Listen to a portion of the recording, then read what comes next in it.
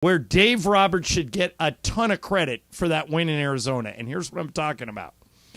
So bases loaded in the 8th inning of a 0-0 game. Mm-hmm. And all of a sudden, Jack Harris, who covers the Dodgers for the LA Times, sends out this tweet. There are 2 outs in the 8th. The bases are loaded. A left-hander is on the mound. And the Dodgers aren't pitch hitting for David Peralta. So he's criticizing Dave Roberts for not... He's got Kike on the bench, ready to come in. And Kike hits well against lefties. Right. But he's got Peralta, who's due up, and the bases are loaded, and it's 0-0. Yeah, I was watching. Okay.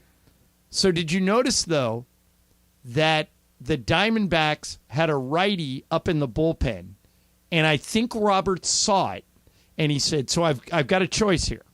I can go lefty-lefty with Peralta, or I can go righty-righty with Kike. No, you don't do that. Okay? But they're not going to give me a left-right advantage here. They're covered either way. So he said, Peralta used to play here. He knows the ballpark. I'm sticking with Peralta.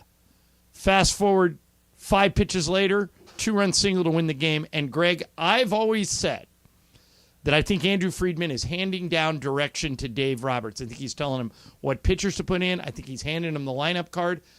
Am I right in assuming that was Dave Roberts? Friedman is not calling him in that situation and telling him what to do, is he? I don't think he's calling down on some bat phone and being like, "Hey, no, you can't do that." No, right? No, but I think they have an idea of of situations and situations with. But even that pitchers. one where it's it's like you. I think whoever the pitcher was, I didn't pay attention. Yeah, but here's what I agree with you, John. Friedman and it's not necessarily Freeman. It's the entire front office, their stats department, right? There are a bunch of dudes that get together and they have every single scenario thought about. Whoever the pitcher for Arizona was, Kyle Nelson. So they must. I guarantee you, if you look up Nelson against Peralta, if you go to Baseball Reference, they're going to have something that's in Peralta's advantage. Now, Roberts, I think where he did the smart thing, and I'll give you the credit for noticing this, where we're not going to get the advantage we want, so I can stick with Peralta. I think the situation is, who do I want, Peralta or Kike facing against this guy, right? Right. What do we want to have? So I give Roberts, just like you, the credit for that. It's knowing which situation to go with. The analysis comes from the front office that gives them every single detail. Right. From what I've heard, and that's every team now, but the Dodgers go above and beyond. There's so much information on what's going on. That's why if you're watching the game, all they're ever doing now is like a teenager. They're just looking at their phone. They're always looking at that card in front of them over and over and over. Right, but we debate a lot around here about how much is Dave Roberts actually doing. He's the highest paid manager in baseball, and he wins the division every year. He probably should be. But I think managers, and Greg, you guys talk about this a lot in the Blue Review. I think managers in 2023 are almost traffic cops. I think they're getting all their info. But last night was an example of why I need a manager. After the game, Jack Harris asked Roberts about that decision, and here's what he said. He said, "You just kind of net it out." He said, if it was Mantiply, I think that was the pitcher, I probably would have hit Kike there. But for me, it's just a different sort of look with Nelson. Nothing against him. And I think that as we go forward, those are the fun decisions. It just comes down to believing in your players. And not that I didn't believe in Kike in that spot, but I just felt in the moment David was a good option. And he ends up winning the game. So that is one of the rare instances where guys like me who believe that Andrew Friedman is pulling all the Wizard of Oz strings, there's a man behind the curtain. And there he is, before the game. But, Greg, this was an example of Dave Roberts earning his money. Yeah, he probably absolutely made that decision at that point and even said it. But like to Beto's point, David Peralta has seen before that at bat was 1 for 2 against Kyle Nelson. So I mean, he had had a lot of experience hitting in that ballpark. Well, yeah, he was in Arizona for a long time. He knows a lot of those guys around there. I'm not sure if Kyle Nelson was there while he was there, but either way, he just understands. And Peralta's been doing really well the great. last couple. He's such a good dude too, man. He's so good. Well, and how about the pitching? I mean, the Dodgers pitching. Billy Miller. We were talking like, okay, is this guy really going to be somebody? Greg, now you okay with me pitching Billy Miller in Game 3? Bobby Miller. So Bobby Miller. Yeah. That was a former tight end, Billy Miller. So Bobby Miller. I mean, he had some rough points that he had. I think it was the sixth, first and third, nobody out. He got out through of it. Yeah, he had second and third, nobody out, and he got out of that too. So I mean, but those you got to types go of through those situations. You do, but in the postseason against a team like Atlanta, probably is a little bit tougher than Arizona here in the regular season. So he just can't allow those types of things to start happening. But he was great last night, and if he can continue that and go into the postseason like that, fantastic. Although, Greg, you sent me a note before the show that this surprises me. I personally, in my own head, Beto, I'm curious what you think about this. I've written off Blake Trinan and Walker Buehler for this season. I don't expect anything out of them. But, Greg, you say they both threw bullpen sessions yesterday and are both ahead of schedule. Yep. And some people said they could come back in September. If I'm a Dodger fan, am I really counting on Walker Buehler and Blake Trinan? Or you really think they could come back? So I think they can come back, but in a very, very limited role. I mean, Walker Buehler will be able to ramp himself up a little bit, but it's not going to be anything more than what, Beto, like 2 innings? Yeah. I mean, he's not coming in to be your number 1, 2, 3 starter. He's going to be a guy that maybe there's an opener and he pitches a couple innings in between, like 2 through 4, and then somebody else comes in and you just kind of mix and match. Well, to your point, there's a couple of instances where a guy who you assume is a starter can really help you in a relief role. Julio Urias is the best example of this. When the Dodgers won that title in 2020, when they needed in Game 6 of that series against Tampa, he just brought Urias in like the 5th inning, and he pitched 6, 7, 8, 9. And that unconventional, and I don't think they'll do anything like that again. But what Greg's saying is they could with Buehler. I mean, you may not want to start him and ask him to throw 80 pitches, but you can ask him to throw 40. So I would be more optimistic about Trinan because he's going to go into a role that he's used to, right? He knows what it's going to be. And Trinan, you don't have to ramp him up. And Trinan isn't as valuable as Walker Buehler. As much as you want to have a guy like Walker Buehler available for you, give me Walker Buehler in 2024 when he's healthy, because these guys coming back from injuries, like Dustin May on his second Tommy John, right? Buehler, isn't it his second Tommy John? Second Tommy John. You got to be super careful when you have that much money invested in a guy like that with so much talent. Trinan, well, nothing against him, Blake, but hey, if you blow out your arm again winning me a World Series, we can find another Blake Trinan, right? Walker Buehler, you don't have those kind of guys in his tight pants all the time around you. But with Trinan, he knows his role, which is get me a batter. Buehler, you're going to ask him to be in a situation where he's not used to anymore, where, he could be an opener, but you don't really know what it is. And starting pitchers, it takes him a lot longer, to, like you said, John, to ramp up, to get to that level. And he's going to be more careful with his arm and come back than faster than anybody else. He should be. Coming off a second Tommy John is just... That's scary. It's scary, and you don't want him to screw himself up. So, yes, I would rather him stay till 2024, but if you can add Blake Trinan and Walker Buehler to this postseason roster, all of a sudden the pitching sounds a lot better than it did even last night. All right, you guys tell me if I'm guilty of hyperbole here. Oh. But I've only seen 3 guys in my... I wasn't old enough to see Ted Williams hit. All right, so Ted Williams, I was told, is like this too. But I've only seen 3 guys who use the whole field when they hit like Freddie Freeman. Oh. All right? Pete Rose, Rod Carew, and Tony Gwynn. Yeah, I was going Gwynn. All right? Those are the only... Carew would do that too? I don't remember. Carew won like 8 batting titles. Because wherever the hole was, he would just hit it in there. Okay.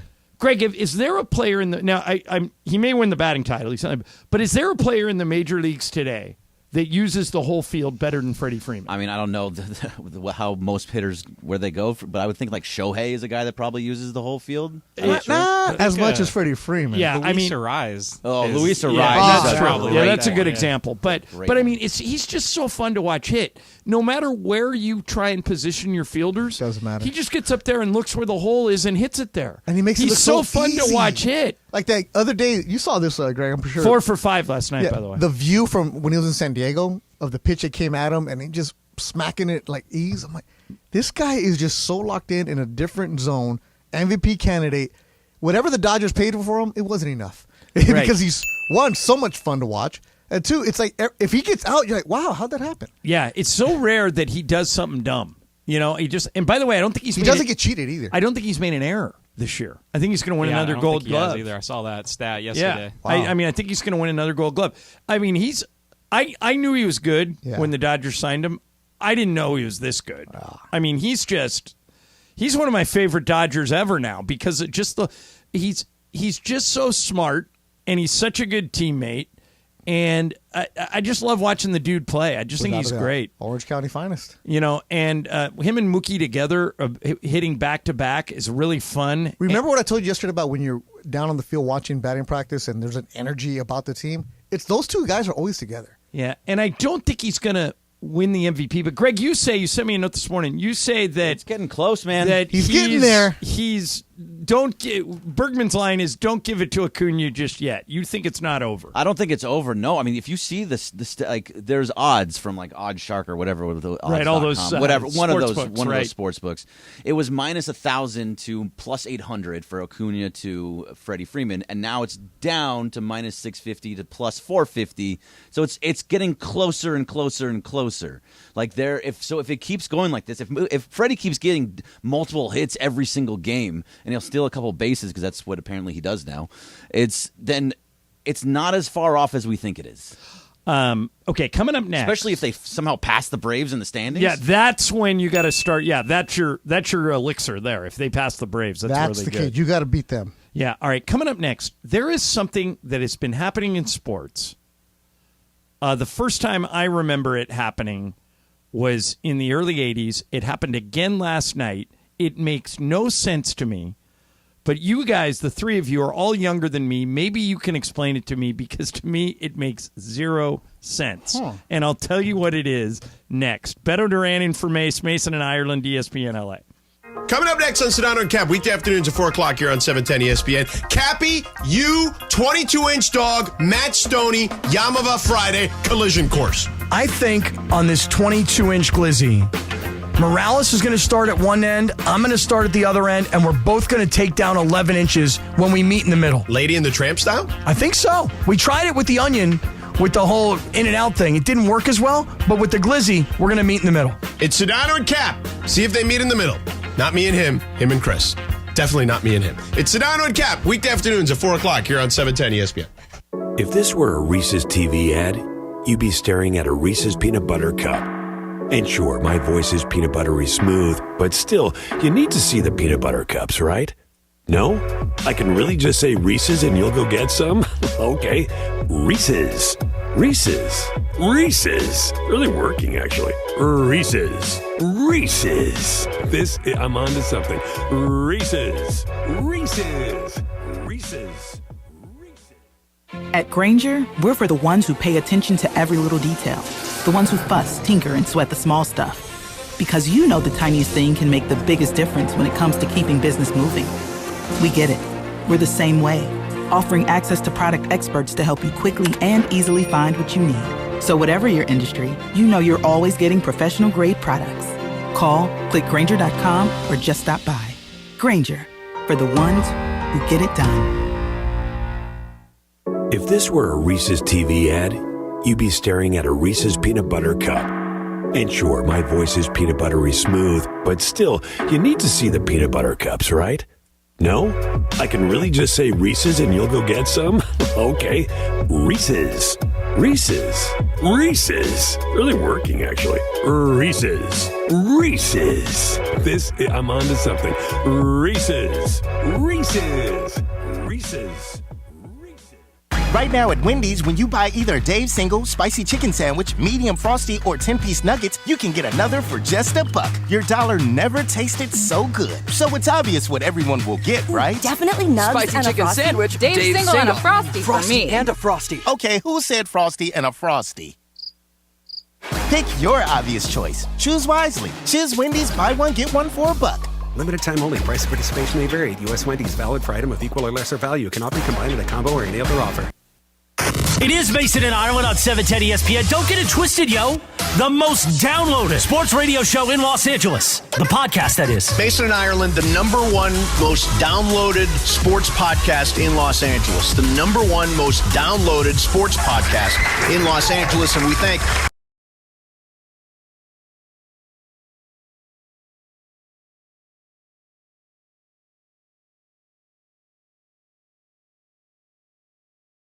the chairman of the board. Fantastic. We were talking about him earlier.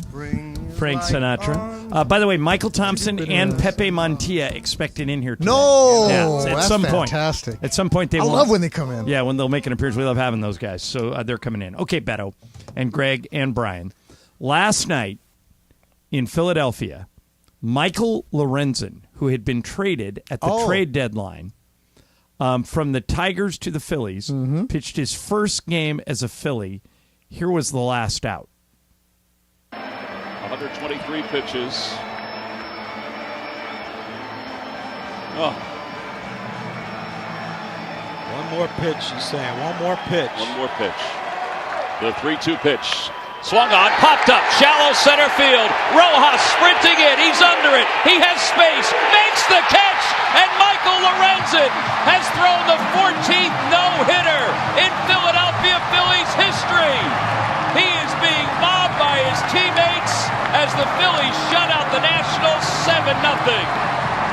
All right, great moment. That's cool. Obviously, really cool. Local kid. First game. Yeah. I can't tell you how many times I've seen this, and I want you guys to explain this to me. What am I missing? So they take a shot of his family in the stands, and they're going crazy. And all of his family, all of them, they're not fully enjoying the moment because they're shooting video off of their camera phone. All right? Beto, I can't tell you how many times I see this. In the Olympics, some swimmer is going for a gold medal, and you look up the picture of the shot, and the swimmer's dad is up there shooting it with a cell phone. Do these people not know that these are major sporting events that are being televised, and you don't need to break out your phone? Oh, you're going get off my lawn. No. Yell at the cloud? I'm asking. Yelling at the cloud right now, Ireland? No, Beto, if Mateo... Everybody does this. Okay, but if Mateo is having the game of his life... I'm recording it with my phone. Even though it's on TV? Yeah, because it's the perspective of what I'm looking at from where I'm at. Greg, does that make any sense to you? People do it all the time. Yeah, we do everything. We record everything, John. Right, but exactly. what you're going to get I don't recording do it. from your iPhone is not going to be as good as as last night as NBC televising Mateo scoring 60. I was wondering what you were teasing. Like, what do you? I don't explain to me. Brian, does this make sense to you? I mean, it does a little bit, just because it's so I get often. It's like, people want to have proof that I was there. Time, kind of they'll look up in the stands and you'll see the family. Yeah, and they're right here like this. The guy's sister's got a phone out, and I'm like, you don't need your phone. But then There's going to be. But you can't post it on Instagram from the TV. Like I was there. Of course you could. No, you want to post it. You want to post it. What it is now, John? It's the immediacy of you want to post immediately to your socials. You don't think that the Phillies TV network posted that within 2 minutes of when he did it? Yeah, but that's what we do now. Everything we do now is the social currency of what you want to put on your TikTok and the Twitter, but you want to put it from your perspective. I get what you're saying. Believe me, I get it. But there was a really cool picture the other day of when Messi made his debut in Miami. And Messi is taking this shot. Everybody has a penalty phone. kick.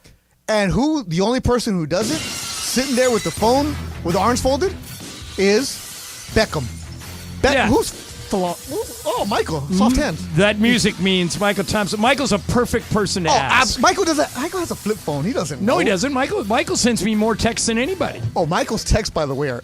I know, they're great. Not all of them. No, Michael is phone say. Michael sends me clips from old Sanford and Son shows. Michael's been sending me some YouTube video links that are they're great. All right, Michael. But I get what you're saying, John. Okay. I get it. I understand that. You want to be in the moment. If Clay's going off, he's having let's say he's on his way to scoring 80 points, which he probably would have if they wouldn't have taken him out that night he had 60.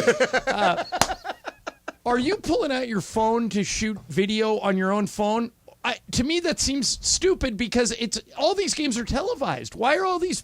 Last night, Michael Lorenzen's parents, he throws a no-hitter, and they're shooting it with their phones. Why? It's on TV. Yeah, you can download everything. You're right about that. All right. Michael wouldn't do it.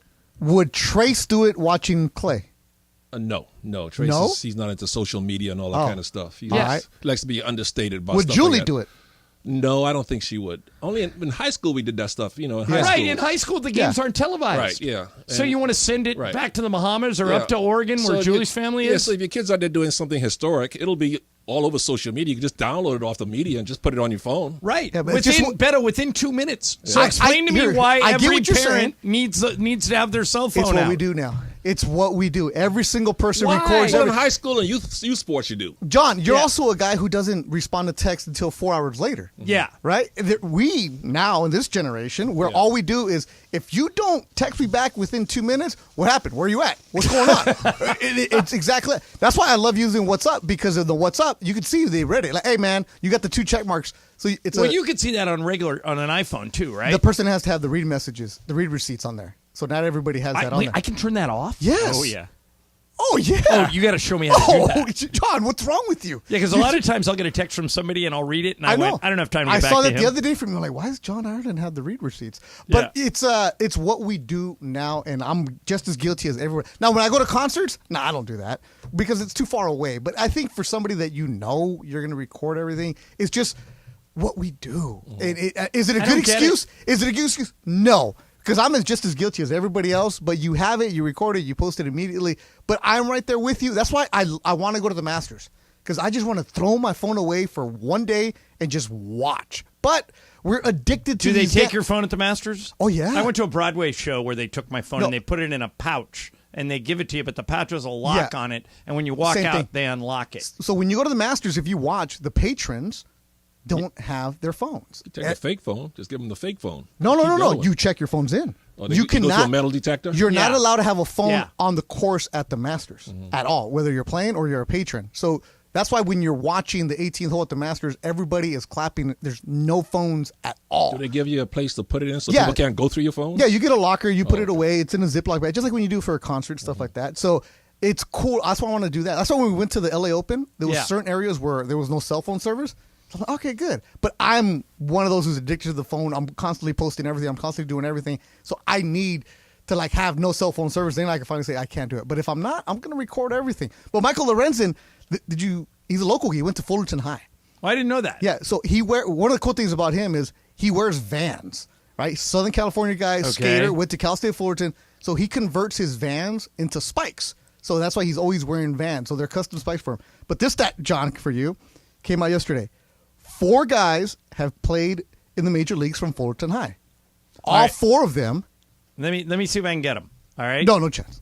All right. Tim Wallach. No, Tim Wallach went to from Fullerton High School. Yeah. Oh, Fullerton High Indians. I have no shot. Yeah. So 4 pitchers. 4 pitchers have gone to Fullerton High School. All 4 of them threw a no-hitter. Who are the other 3? Steve Busby. Remember him? Walter Johnson, the Hall of Famer, went there. The night train. Mm-hmm. Mike Warren, who played from 83 to 85.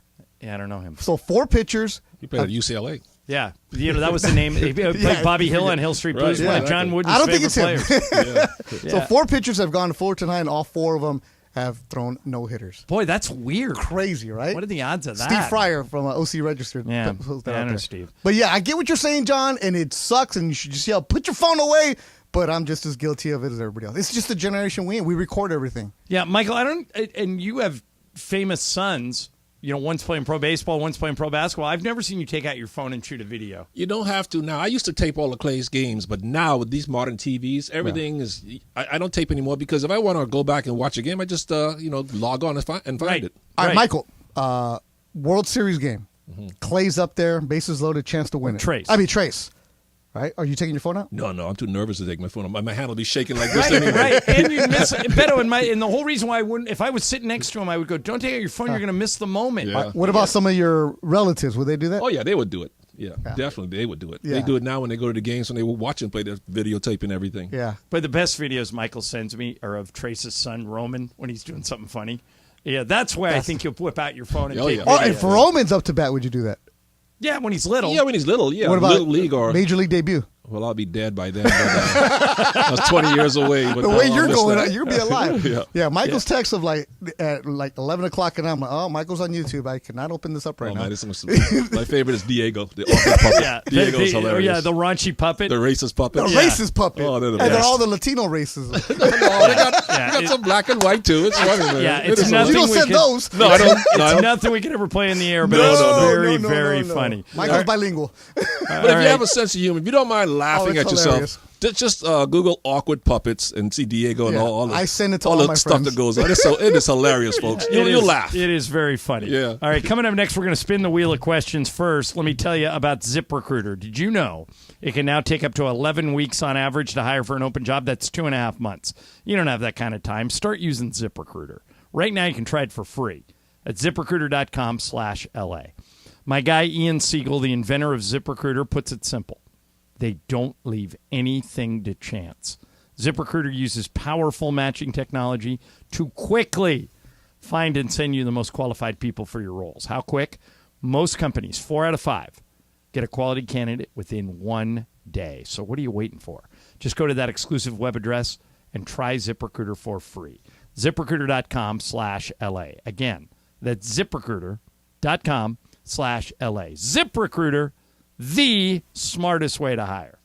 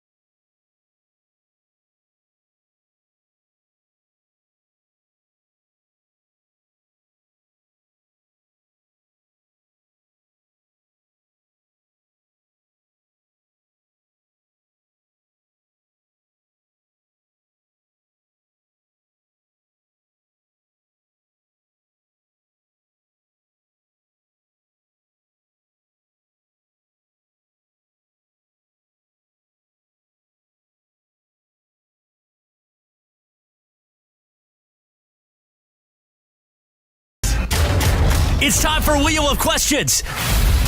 Producer Brian Cohen, are you ready with that wheel? Hit it, Jack. All right, let's see what's... Ooh, Michael, this is a good one for you. All right, here we go.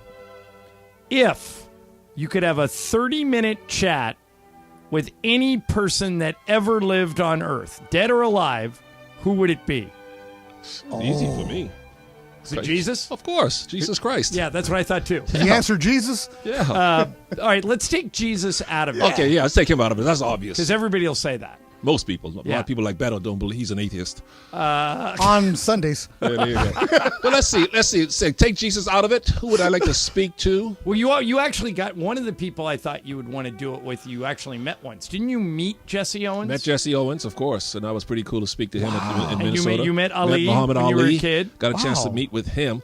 I guess, you know who I would like to talk to, and this sounds horrible to say, Greg Bergman, and everybody out there listening to me, but I would just like to find out what is wrong with you, and can I change your mind? Adolf Hitler.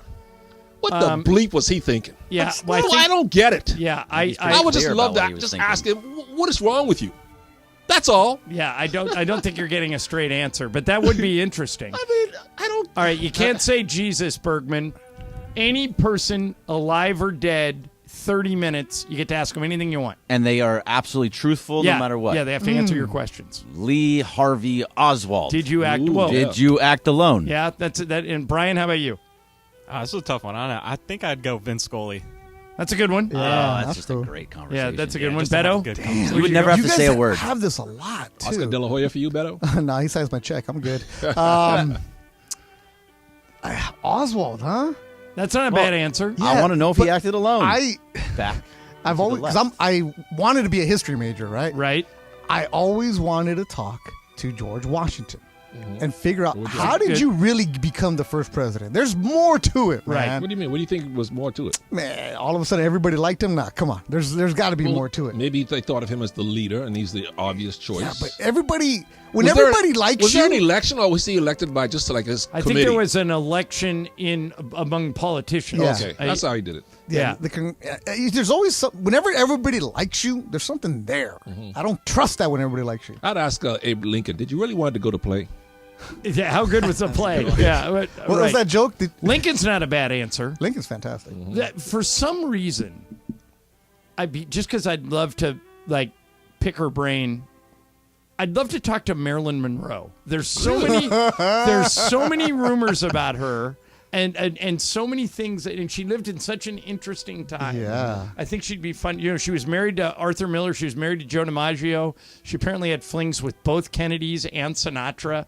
I think it'd be fun to find out what's true and what I isn't guess true. since Adolf Hitler's such a horrible choice, most people would say. I guess if I he's very clear about what his intentions were. I know. It just doesn't add up. But anyway, he's so crazy. But anyway, I guess to put it in a more happier light. Yeah. I would love to speak to Neil Armstrong just to see what it was like, just setting foot on the moon. Yeah, and then looking that back makes at sense Earth. for you because you love Here comes aviation. conspiracy people. Yeah. It was in a studio. Yeah, that's exactly what it would be. Like, what if you have to be completely honest, and he said to you, "Well, actually, I was in a studio." Come on. What would you think? that was the what would you plot think? of Capricorn 1, the movie Capricorn 1. They claimed they were on the moon and they were on some Hollywood soundstage. There's a lot of people who really believe that. I saw the rocket lift off. You guys were too young. Y'all weren't even born yet. I saw the rocket lift off, and there were humans on it. Were you there? I believe it. But I'm just saying, what if he told you it was true that it was in a soundstage? What would you think Think that about point? it, Bergman. Something That would be the greatest fraud perpetuated on Americans Could ever. you keep that a secret for 50, 60 years? No way. Yeah. No. Why not? Once Too you many have people have to be involved. Yeah, too many people. Yeah, you couldn't keep that secret. We can't even keep it secret of what's going on in this radio station, let alone Right. Well, I mean, they couldn't keep Deep Throat a secret. Nope. Well, he came out eventually, before he died, but he always said he was going to. Yeah. Here's when one of them passed, someone was going to say who it was. The text I just got from my buddy Ace.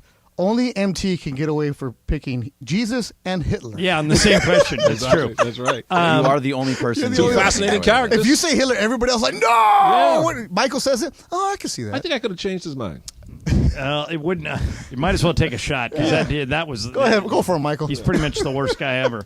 All right, so I wanted to mention this. I love Maui. I went there for like 20 years. Have you guys seen what's happening over there? We were at that place last September with the Laker reunion. We were in Lahaina. How do you say it? Lahaina. We were there. Oh, wow. That's where we were doing the Lakers shoot and everything. Unbelievable. We're looking at that now. The whole if you're somebody who goes to Maui and Greg used to live over there, but you were on Oahu. On Oahu. Did you ever go to Maui? No, never went to Maui, but I always wanted to. So I went to Maui every year for 20 years. When I first met Lisa, that was like our vacation spot. James Worthy still goes every year over there. Didn't Don Nelson live there too? He still does. Has a house over there. And if you're familiar with Lahaina, and this is what Michael is talking about, it's this classic old Hawaiian town that's super cool. That's been there for 150 years, and it was completely wiped out by a fire yesterday. Just completely devastated.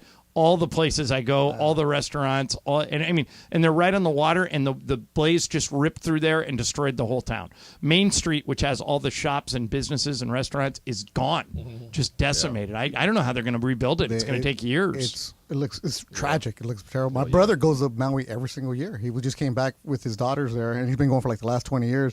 And there's a restaurant in Carson called Back Home in Lahaina. There used to be one in Manhattan Beach. The brothers own it, and great food, and they're doing a fundraiser for it. Adam Hawk, from former Rome producer who has Nation Golf, they're doing a fundraiser. So if you want to go and reach out to Nation Golf, and they're collecting clothes and money to help out the people in that community. There are actually a couple local high school teams that were going to be going to Maui to open up their football season this week. I think Long Beach Poly is one of them. There's a couple other schools that were going to go out there and play, but they can't. And you just feel bad because that's where also they have so many universities, so many different programs that go out there, so many people that are just devastated from that. And it's tourism. The reason people are going out there. Well, and they got devastated during COVID because nobody could go to Hawaii, and then they hiked the prices up so much when tourism came back that a lot of people stopped going. And like you say, Beto, they were just picking it back up. Yeah. They have that big college basketball tournament, which I envision will be canceled now. The Maui Invitational. Yeah, it's just so sad. So if you can help those people, please do. It's just awful. MT, you were there last year, Yeah, right? we were there last September for the Lakers Showtime reunion, right in that same town. Matter of fact, if you look at Spectrum Sportsnet did a really good job. They did a 3-part Showtime reunion thing. When Michael was on that trip, Worthy was on that trip, Magic, Pat Riley, Kurt Rambis, a bunch of guys on that trip. All the guys from the 80s. Basically, all the guys you're watching in Winning Time all got together and did a reunion last year. And the pictures that come out of the it. Lahaina Civic Center is where they did the practice. That's right there. And and so when you watch that video of those guys walking, Riley leading them through a walkthrough, that's just super sad. Hey, speaking of basketball, I wanted to ask you guys about something. Did you guys did anybody watch any of that basketball tournament on ESPN that ended last Friday? Yeah. So basically, it's a summer tournament of 64 teams competing for $1 million. Yep. It ended last Friday. Now, as part of that tournament, they hold a dunk contest. All right. Now, Michael has been advocating for a long time that they need to fix All-Star Weekend. Yeah. That it's basically eroded into something that's repetitive and boring. Get rid of it. And get rid of the game and get rid of the dunk contest. Just pay you the bonus for getting voted in, right? Here's what they do at the basketball tournament. Tell me if you think this would help. In their dunk contest, there's a defender. No, you can't do that. So this is what you're trying to do. You're trying to posterize the defender, and the defender has to stay in the semicircle. No, that's stupid. And so when you go in... Oh, underneath the basket where you would get called for a charge. Right. He has to stay there so he can't run out at you and take out your legs or anything. Oh, my. But they have a defender, and I didn't think it would work. And then I watched it, and it kind of does. Is the defender trying to block the dunk? Yes. So I'm trying to talk about now. Who's going to risk that kind of injury? Come on. So here's just crazy. All right. So no way. Yeah, Jaylen Brown, you got $60 million coming in next. You want to go out there and risk a stupid thing like this? All right. Can you guys see this? Yeah. There it is. The guy goes up underneath. No, that's crazy. You're getting fouled every time. Right. But so the dunk is over somebody. No, listen, man. You don't think it'll work? Listen, Ireland, you Too said much it. risk of you injury. said it. Stephen A. has said it, and I have said it for years. Just open up the dunk contest to the YouTube dunkers. These guys are some of the best you'll ever see. They get after it. That's all they can do. And that's all they do. And by the way, if you did regionals in every NBA city, you'll find somebody. You could do the dunk contest at halftime, and then what you do is the winner of the non-NBA dunk contest goes into the dunk contest to compete against NBA players. You don't need NBA players. Don't even include the NBA guys. These YouTube guys are better than the dunkers.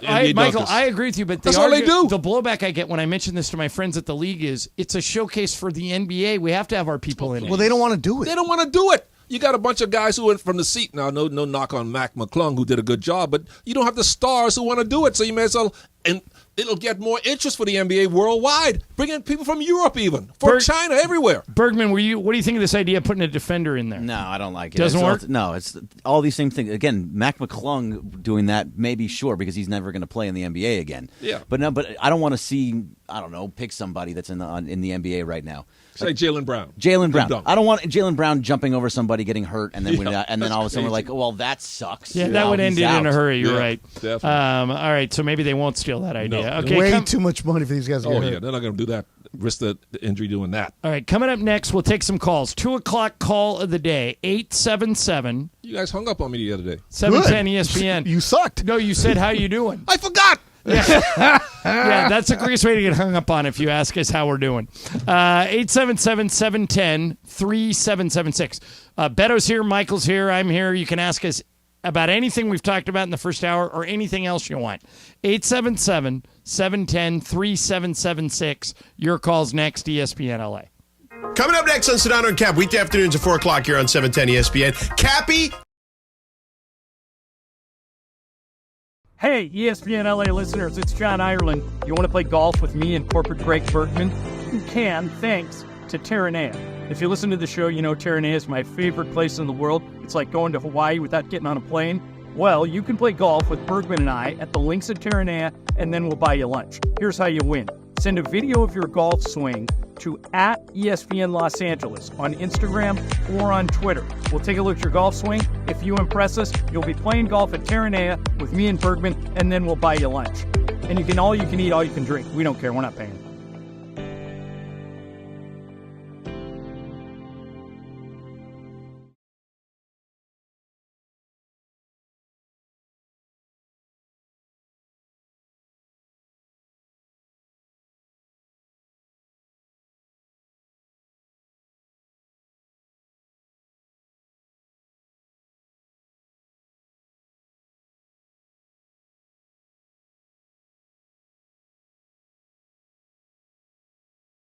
Hey, ESPN LA listeners, it's John Ireland. You want to play golf with me and corporate Greg Bergman?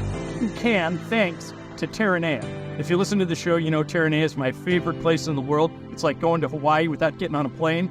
Well, you can play golf with Bergman and I at the links at Terranea, and then we'll buy you lunch. Here's how you win. Send a video of your golf swing to @ESPN Los Angeles on Instagram or on Twitter. We'll take a look at your golf swing. If you impress us, you'll be playing golf at Terranea with me and Bergman, and then we'll buy you lunch.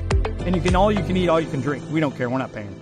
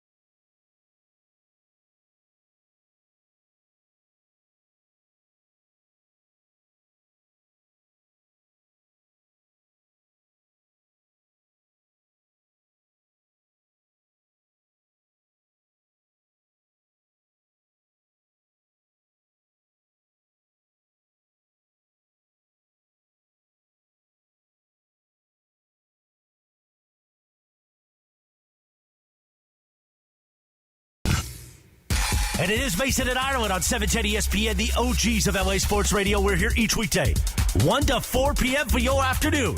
Sandwiched between Travis and Sliwa and Sonato and Cap. Mason and Ireland continues now. Strangers in the night, two lonely people, we were strangers. I dig. Yes, we're having a Sinatra theme here today. Time for the 2 o'clock call of the day. You can call in, ask us anything you want. 877-710-ESPN.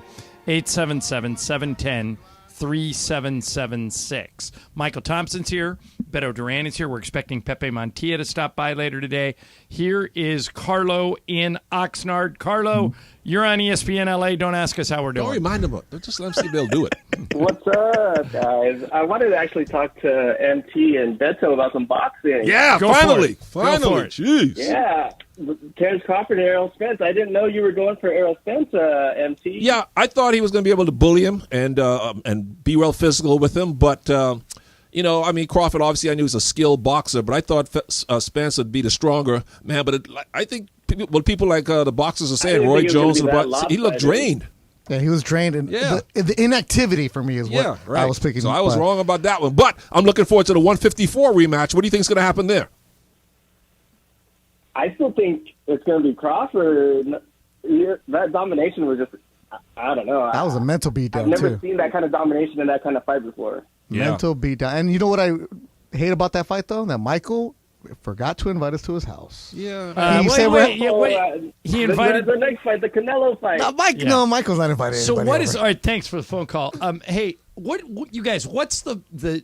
If I could tell you could create a super fight, like you could make any two fighters fight. What's the fight everyone wants to see? So many out there. The biggest one, of course, is Fury versus Usyk for the heavyweight title. But that's going to biggest happen, one. right? No, well, they're talking about it. Maybe it'll happen before the Fury retires every couple of weeks. He's just a mess. The fight, I want to see that. There's a bunch of fights I want to see, Ireland. But the real fight, I would say, besides that one, then the other main fight I want to see, and Beto with his Latino roots could make this happen and its influence, is Canelo versus David Benavidez. Everybody's waiting for that fight at 168. It's possible next year. Next year. Canelo's at 168 now? Jeez. Because that's where he's small for that division, but he beats the guys. Yeah, that's which is part of the deal.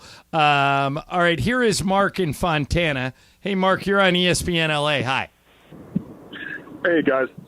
I think the way they should fix the dunk contest is they should do teams of 2 guys. So one guy beating another guy who's dunking, and then maybe back and forth, just to give it some more opportunity for different types of dunks.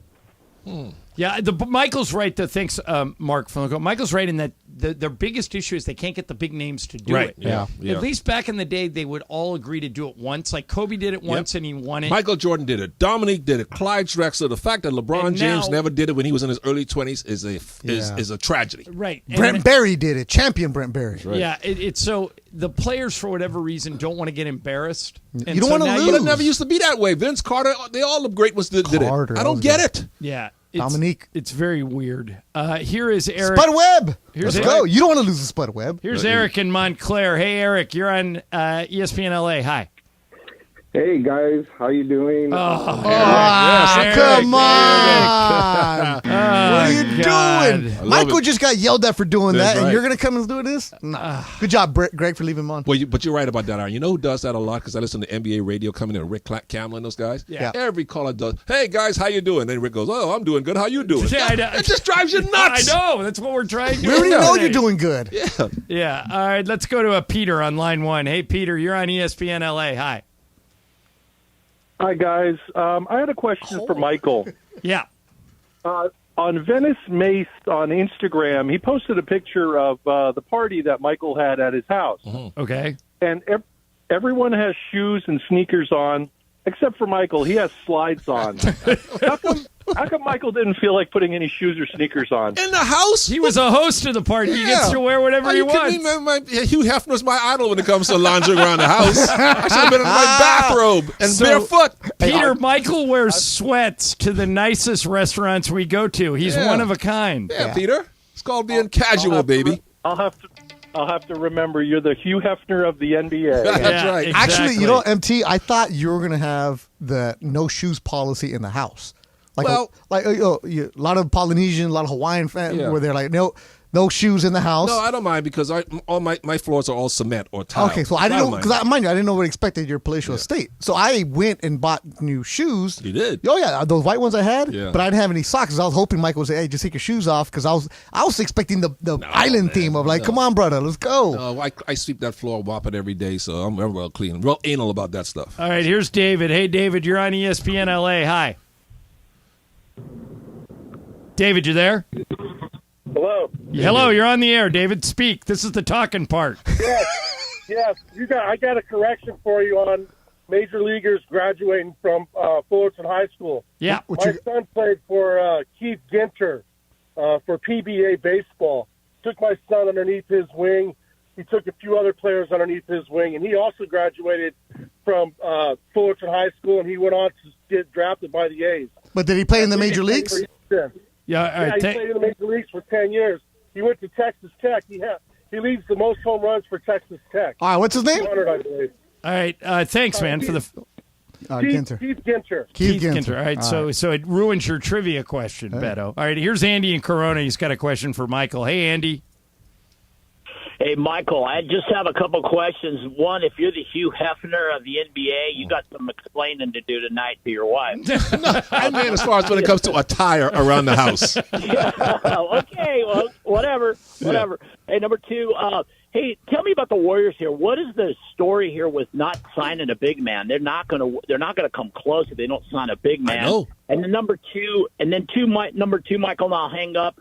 Talk to me about the turnovers, because the turnovers for them have got to stop. Thanks, guys. All right, thanks. Two great questions. I think they will bring in a serviceable big man eventually. Somebody like a JaVale McGee, just somebody who can back up Kevon Looney, who can protect the rim a little bit. But I agree with you. They need somebody with some kind of size around the basket. And as far as the turnovers are concerned, that has been rectified. Well, Chris Paul doesn't turn it over. Yeah, Chris Paul will take much better care of the ball at crunch time, at closing time, and he'll be in the games at the end of the games. He might not start for him, but at crunch time, he's going to be in there, and he'll be a lot of the playmaker. But you're right, Steph and Draymond, they have to cut down that turnover. They make some of the most careless passes I've ever seen, and you're right.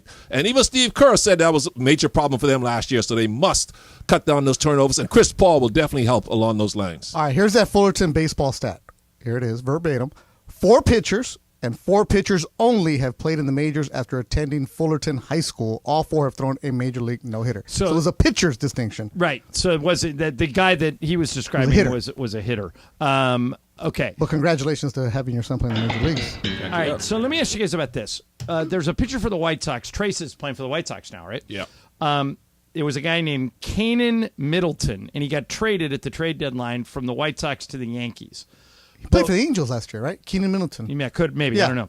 But when he came in to pitch against Chicago the other day, Michael, maybe you were watching this game. I was watching the Trace game. was in it. Oh, I know this The story. White Sox refused to put his name on the scoreboard, like the pitcher going to the game. And the reason is that he ripped him going out the door. He said, this team doesn't have any rules. We're culture. Yeah, No and, culture. and Bob. So the White Sox, in an act of pettiness, decided not to put his name on the scoreboard. Beto, are you appreciative of the White Sox sticking into this guy, or do they come off looking bush league? You know me, here? I'm Team Petty all day long.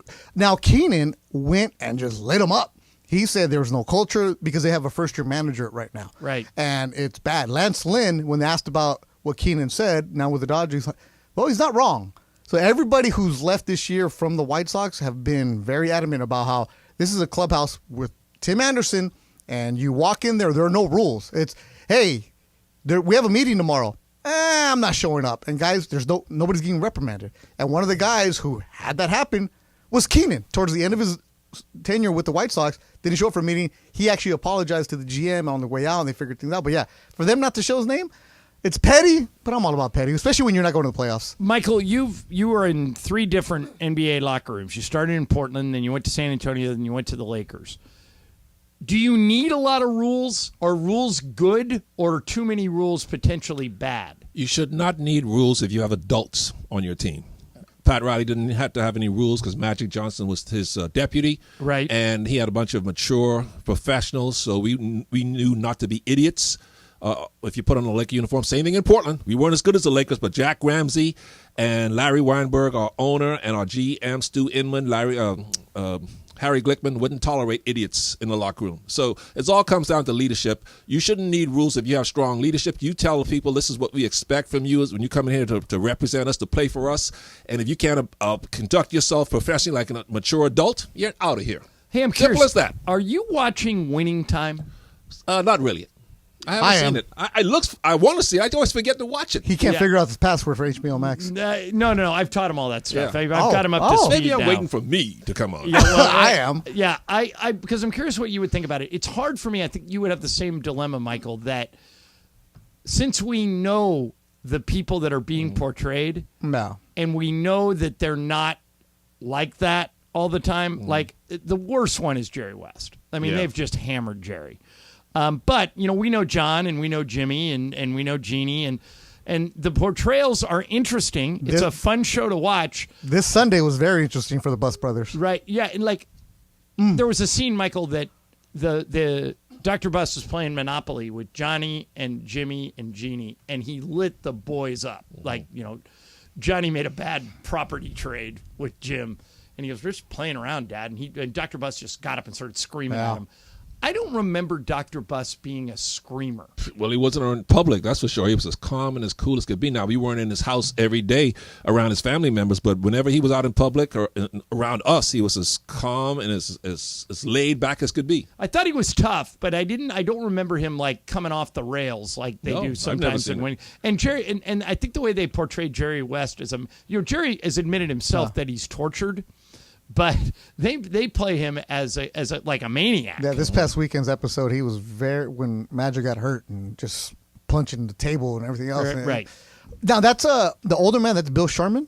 Yeah. Okay. And Sharman was the GM. Yeah. Jerry was the GM, and Bill was the president. And then at this point, that's a real good character that they have for him. Yeah, because Bill was the coach of the Lakers when they won 33 in a row and won the title in 1972. By the way, I got in an argument with somebody the other day. He said, we were talking about greatest Lakers of all time, and he didn't have Wilt on the list. And he said, Wilt's not a Laker. What? And I went, what are you talking about? He was on the best Laker team of all time, 69-13. Yeah. They won 33 games in a row. Yeah, but he only won one title with us. So I don't So count who was he him with as a before? Laker. Who was Wilt? But with before he played in Philadelphia and I San don't know. Francisco. He's a Laker to me. I've only seen pictures of him in the Lakers. I consider Wilt to be Oh, a yeah, Laker. so do I, of course, even though he played for other teams. The Ringer did a good recap of this season about winning time, about how the attention to details. If you watch it, the uniforms, the practice shirts, the lettering on the locker going into at the Forum, where it's the brick and it's just like, it looks like somebody got a stencil and just painted players only. Like It looks like it really was the 80s. If you've ever been in the Forum, it does look that dingy. It looks that bad. Yeah.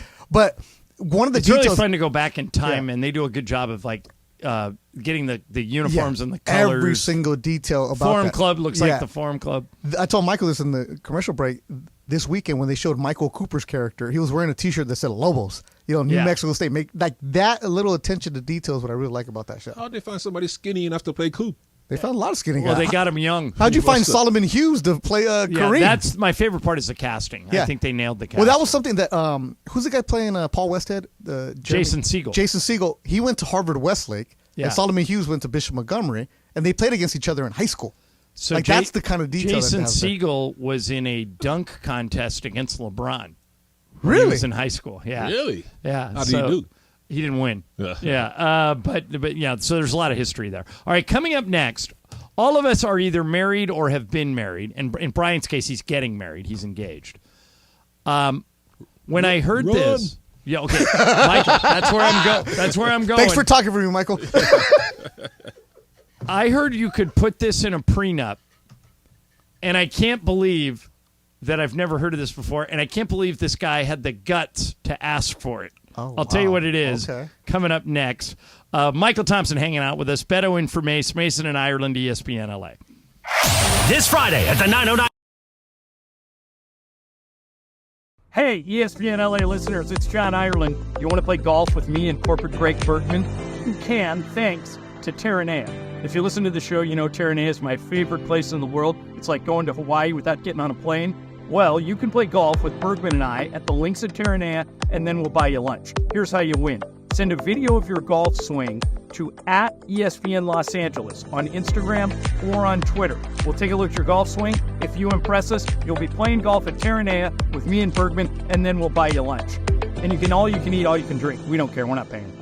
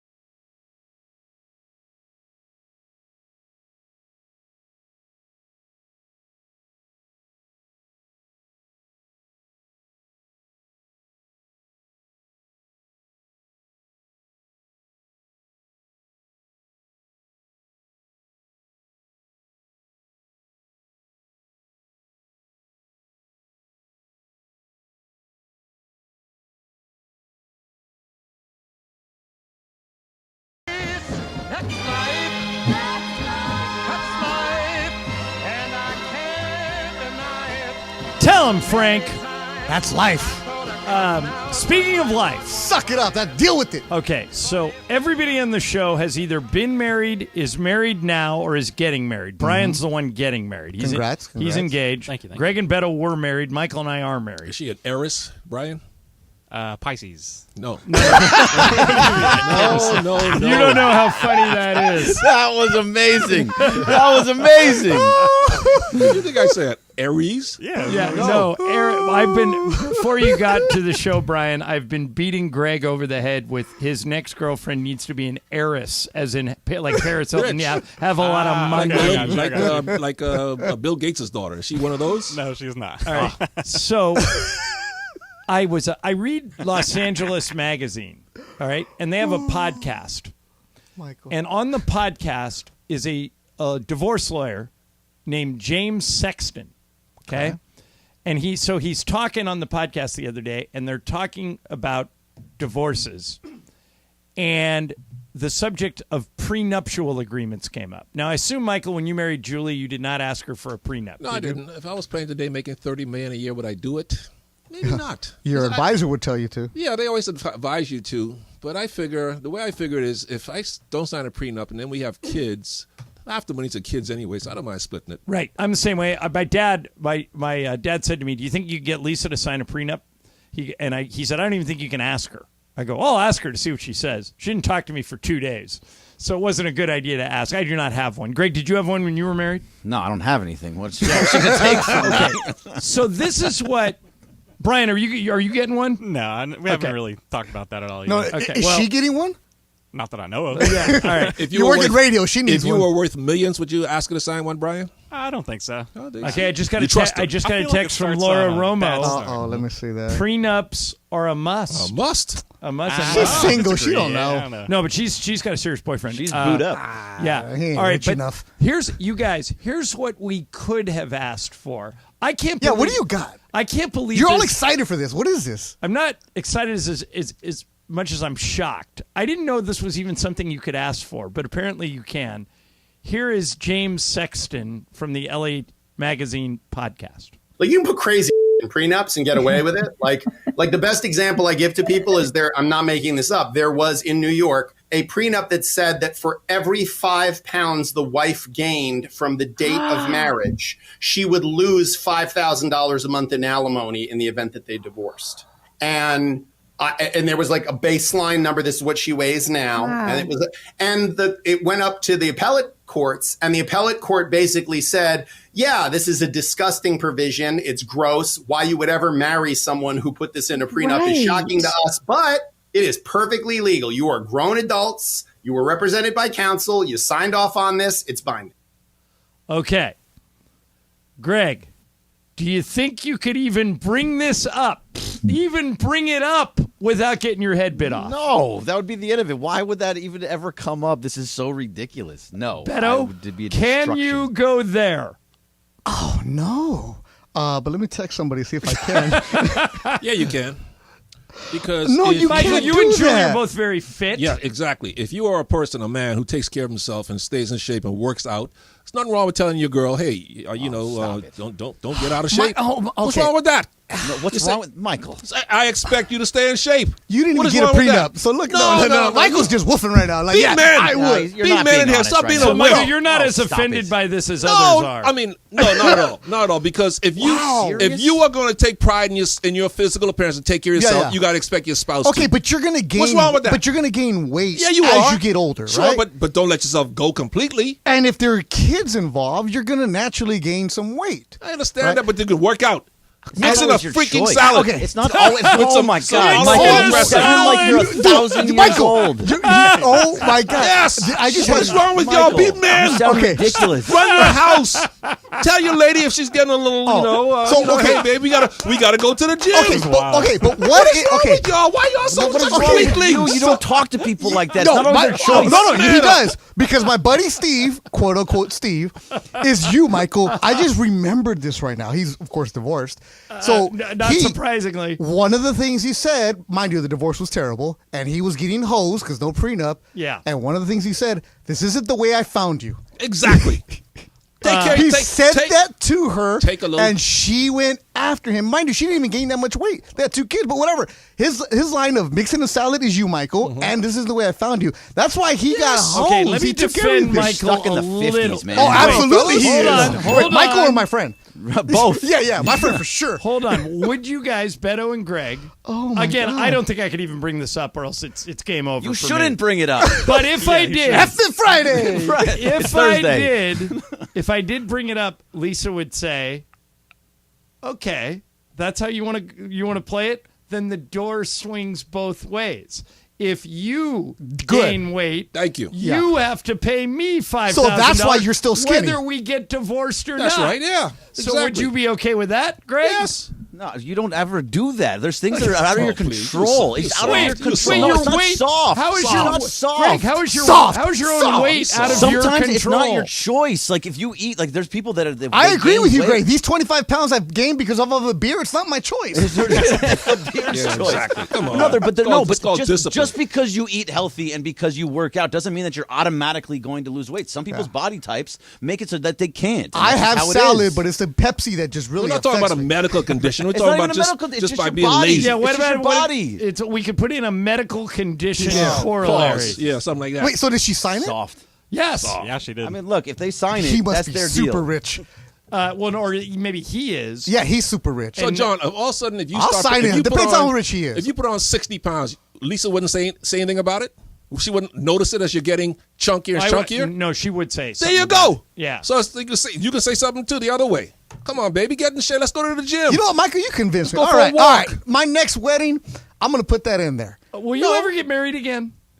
As John, as you've taught me, if she's a Pisces, What if Sofia Vergara asked you out? absolutely. There you go. See? Again? There you go. Yeah. why Oh, not? when I You get said married, again. You Beto, hear that? in the You said words of again. John Ireland, why not? as John Ireland once said, we're all going to get married. Might as well marry rich. That's what the Right. guy told you when you were I can't- golfing. Yeah, well, no, and I've been trying to preach it to Bergman. You know, and I've been listening to you right now. So if anybody's out there, and if you're a rich lawyer with a house in Hawaii, I'm there for you. If you're a doctor, lawyer, I will sign the prenup. I'll lose a couple pounds. Called being committed, man. To you, you want to look good for your spouse. Sure, Jeez. Come on, fellas. I want to look good Man for. up. I want to look good for the golf clothes on, Hey, Greg. on my country club. Is Laura Romo working today? Yes. She's tough. She just texted me. This is the entire text. I got so much to say. Okay, I'm out of here at Laura- 3:40. Bye, guys. Yeah, no. When Laura gets here, send her in here. Yeah. All right. So you can do this. Yeah. Apparently, I didn't know. There's other stuff. I mean, you Or- can put all kinds of things. Can you put like sex into a provision too in the prenup? Probably. I think you can put anything into it as Yeah, long you as want it's to. mutually Yeah. agreed. You both have Yeah, to if agree it's with it. agreed on, then Yeah. it's No done. wonder- Again. no All right, wonder so I'm we'll single. But revisit when you this. are courting your girl and you propose to her and you're talking marriage, nothing wrong with saying, "Hey, man, we got to stay in shape for each other. We got to work out. And that's we got to stay given. healthy, That's a right? What's given. wrong with saying that? If you're Greg? concerned that Look she's at going to Greg gain over there. weight, Ooh, no, I can't. Because it's not always their choice. What do you mean it's not their choice? Their body just sometimes doesn't cut off the weight. Like it takes a long time for people. but if you're whether they really eat concerned perfectly healthy or about, not, right? If you're concerned about the weight gain, there's probably bigger issues in that relationship. No, No, not to really. a lot of guys. A lot of guys No, are. not really. That's it. Really, Michael, you got any nieces? Yeah, but they're too old for you. Are they rich? Yeah, they are. Oh, then they're not old enough. Yeah, Let's go. there we go. All right, let me get this in here. Odell Beckham, the wide receiver, was asked the other day what he would say to his 21-year-old self if he could offer advice. And I thought that was an interesting question. Beckham's in his 30s now. And in his first 3 years, Michael, you'll remember this, he put up wide receiver numbers that were as good as any wide receiver in NFL history when he was with the Giants. He said, this is what Beckham said. You have to tell your 21-year-old self you're going to go through your own journey. There is no manual for what you're going through. You're going to have a lot of F-ups. You're going to learn from them. You don't want to make the big mistake, but if you do, you usually grow from it and get stronger. Michael, if I could send you back to talk to 21-year-old Michael Thompson, what would you tell him? That's a great question. Obviously, I always believed in staying in shape. I believed in working hard. I believed in self-accountability and being professional, so I don't have to tell myself to do that. But I guess I would, and I didn't have a bunch of knuckleheads hanging around me. I didn't waste money. Yeah, and Michael doesn't really count for this. Where were you when you were 21? Were you at Minnesota? Or I was were you still in in the Minnesota, league? but Yeah. I wasn't like a worldly, crazy, out of control person. I always prefer to stay in my room and just relax, go practice, play ball, and go home and chill out. I know what I I've would always tell been a- 21-year-old. I know what I would tell Michael. Keep Nike. They They dumped him. They dumped me No, for the I would other say Michael. find a way to keep Nike. Yeah. Beto, what would you say? How old are you now? I'll be 45 next week. Oh, happy birthday. Yeah. And what would you tell 21-year-old Beto Duran? Finish college. Do not get into radio. Yeah. Get a business degree. Take business classes. Learn how to actually do your taxes the right way. More business classes and get a real career.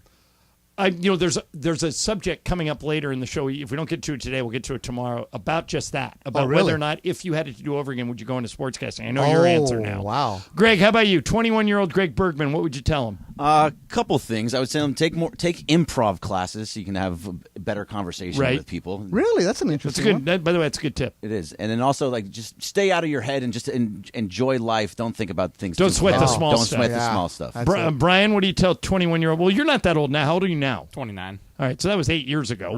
But he's seen a lot in 8 years. Yeah, what would you tell yourself from 8 years ago? Probably just, I don't know. Yeah, go to JUCO. Right. Keep going. Everything will be okay. Yeah, it was 10 kind of minutes deal. ago for you.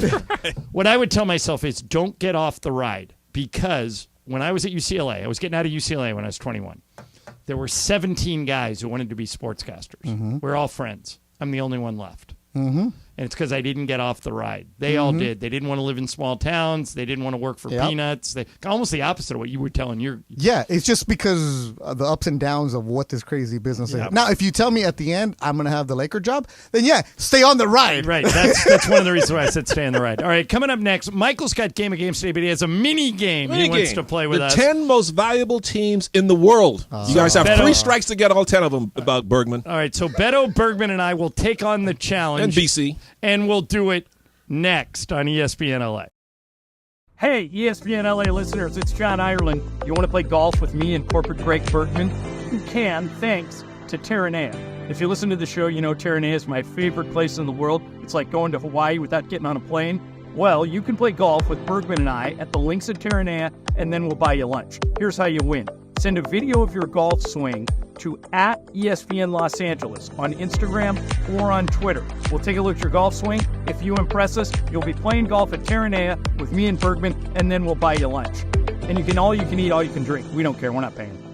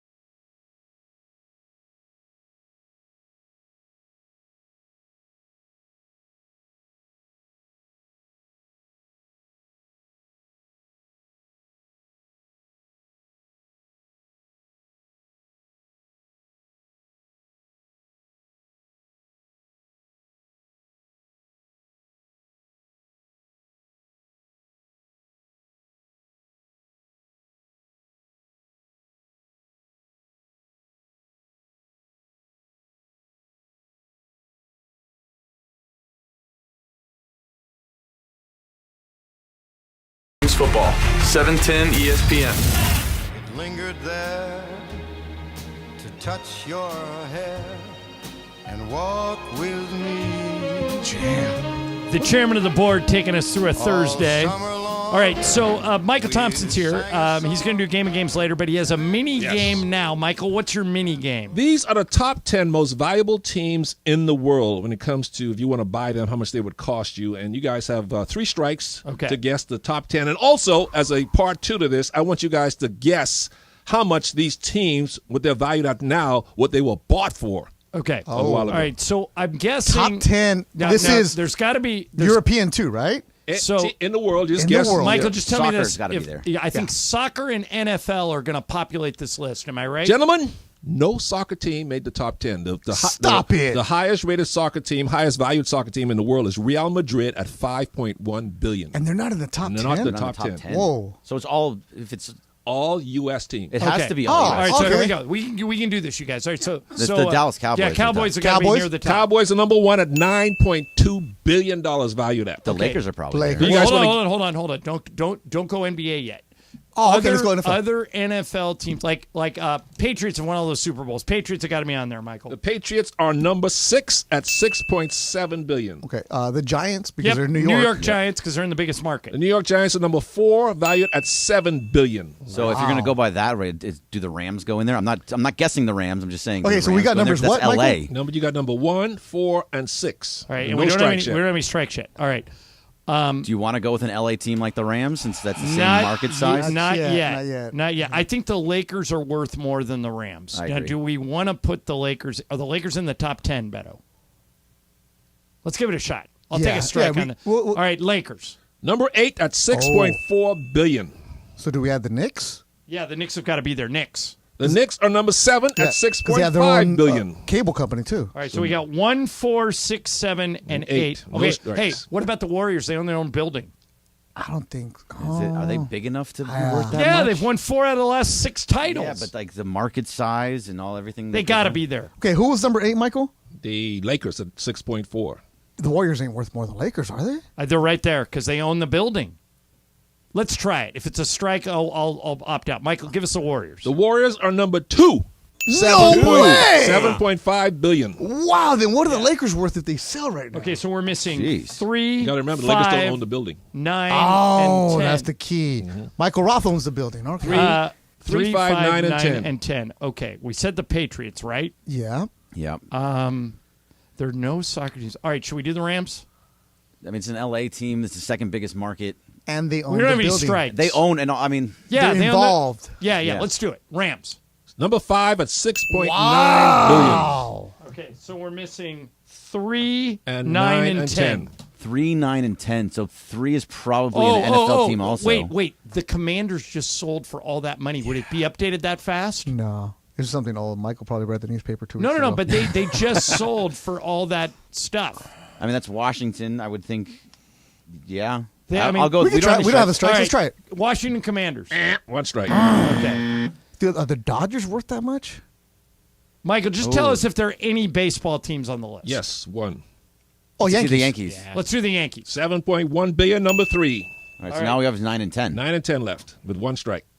Okay. You got one, Brian? You have a thought? I was the Dodgers, but now he said the Yankees. But the Dodgers have their own TV network and they own the stadium, and Right. it's LA property.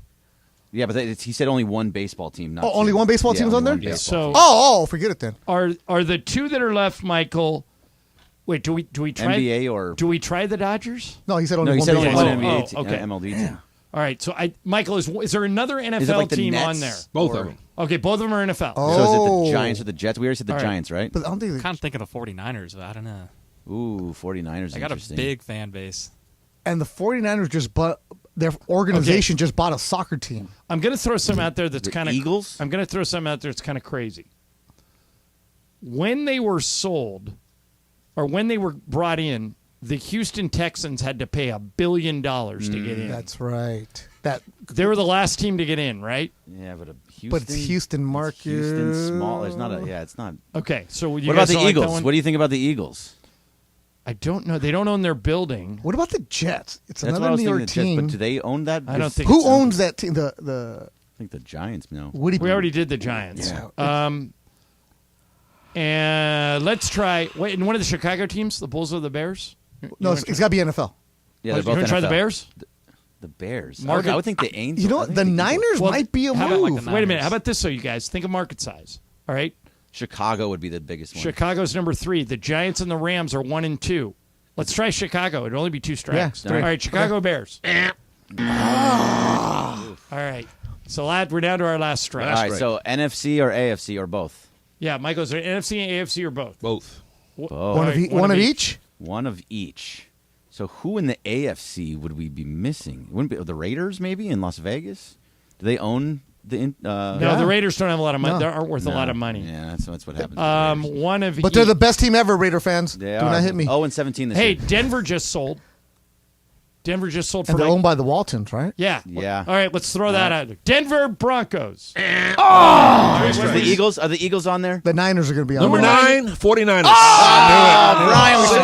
$6.15 billion. Number 10, the Jets at $6.1 billion. All right, let's go from number 1 down to number. Let's see. Okay, Good game, Michael. Good Cowboys game. are worth 9.2. What did Jerry Jones buy them for in 1989? They did like 500,000? No, 500 million? No, not even. 1989.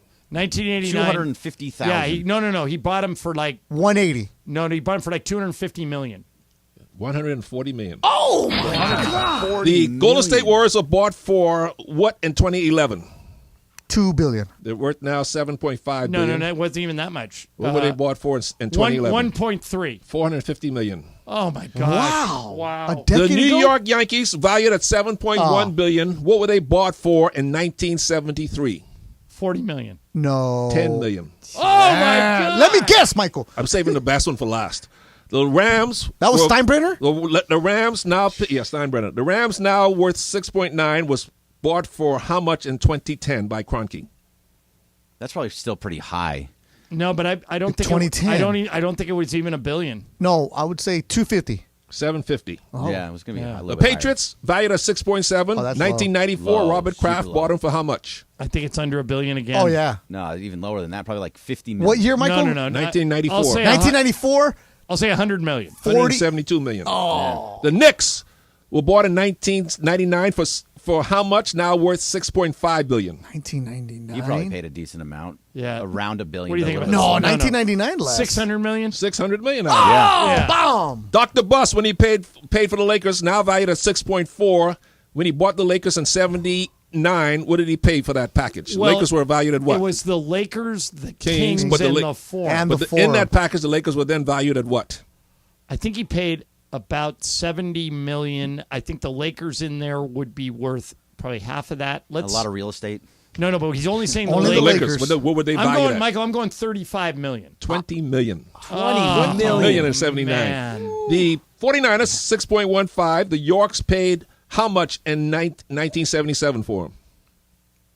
1977, not much. $5 million. $10 million. $13 million. Yeah. And Woody Johnson That's his name, Woody Johnson. That's what I was thinking owes about. the Jets at $6.1 billion. In 2000, how much did he pay for him? 2000. That's 23 years ago. $10 million. No. Got to be more than that. I think he paid $600 million. $635. Yeah. But here's the best one. The New York Giants. In 1925. Oh, jeez. It's like $10,000. Two nickels. What did the Mars pay A hay penny. for the Giants? In 1925. What do you think? I don't even what do you think think, Michael Roth? I don't You even know think money. it's $1 million. No. What did they pay for the New York Giants in 1925? I'm gonna say- $5. I know. How much? What do you say, Bergman? I said 2 pence. $5. 2 pence. No, Michael, I'm going to say they And a covered wagon. They paid $100,000.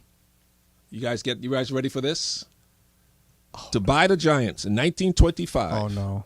I think it was one of the Mars. I forget his first name. That's what Michael's got in his He pocket paid right now. $500 $500. for the Giants. in Oh, my 1925. goodness. Unbelievable. But that wasn't even a league back then. Michael, find us a team we can buy for $500. $500? Yeah. It's got to be an ML. What about one of those soccer Not teams? anymore. Not anymore? No, Messi just drove it through the roof. Well, LAFC is worth $1 billion right now. That's LAFC? They're the first soccer team in MLS to be worth $1 billion. What did they pay to join the league?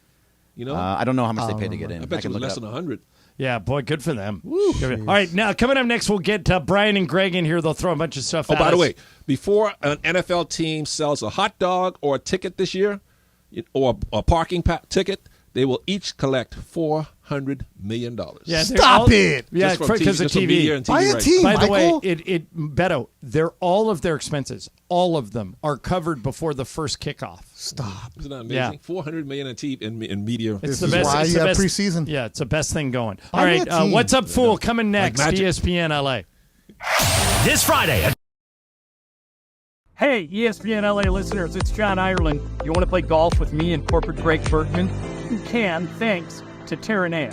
If you listen to the show, you know Terranea is my favorite place in the world. It's like going to Hawaii without getting on a plane. Well, you can play golf with Bergman and I at the links at Terranea, and then we'll buy you lunch. Here's how you win. Send a video of your golf swing to @ESPN Los Angeles on Instagram or on Twitter. We'll take a look at your golf swing. If you impress us, you'll be playing golf at Terranea with me and Bergman, and then we'll buy you lunch. And you can all you can eat, all you can drink. We don't care. We're not paying.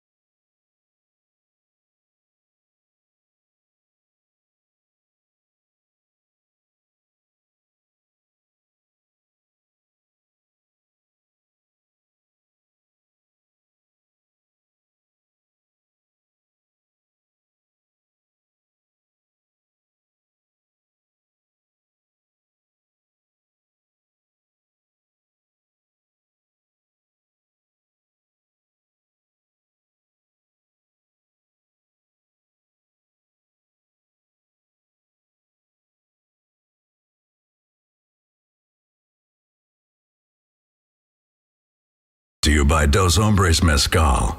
It's fate. It's friendship. It's Mezcal. Dos Hombres. Look at that. How do I follow that? I don't. So I simply say, take it away, Corporate Greg. Thank you very much, Morales. All right, so I saw this on Twitter today from Lake Show Yo. Lake Show Yo. Two of the most annoying things about pickup hoops, this is me talking about. Two of the most annoying things about pickup hoops is either a double rim or no net on the rim, which is very frustrating, right?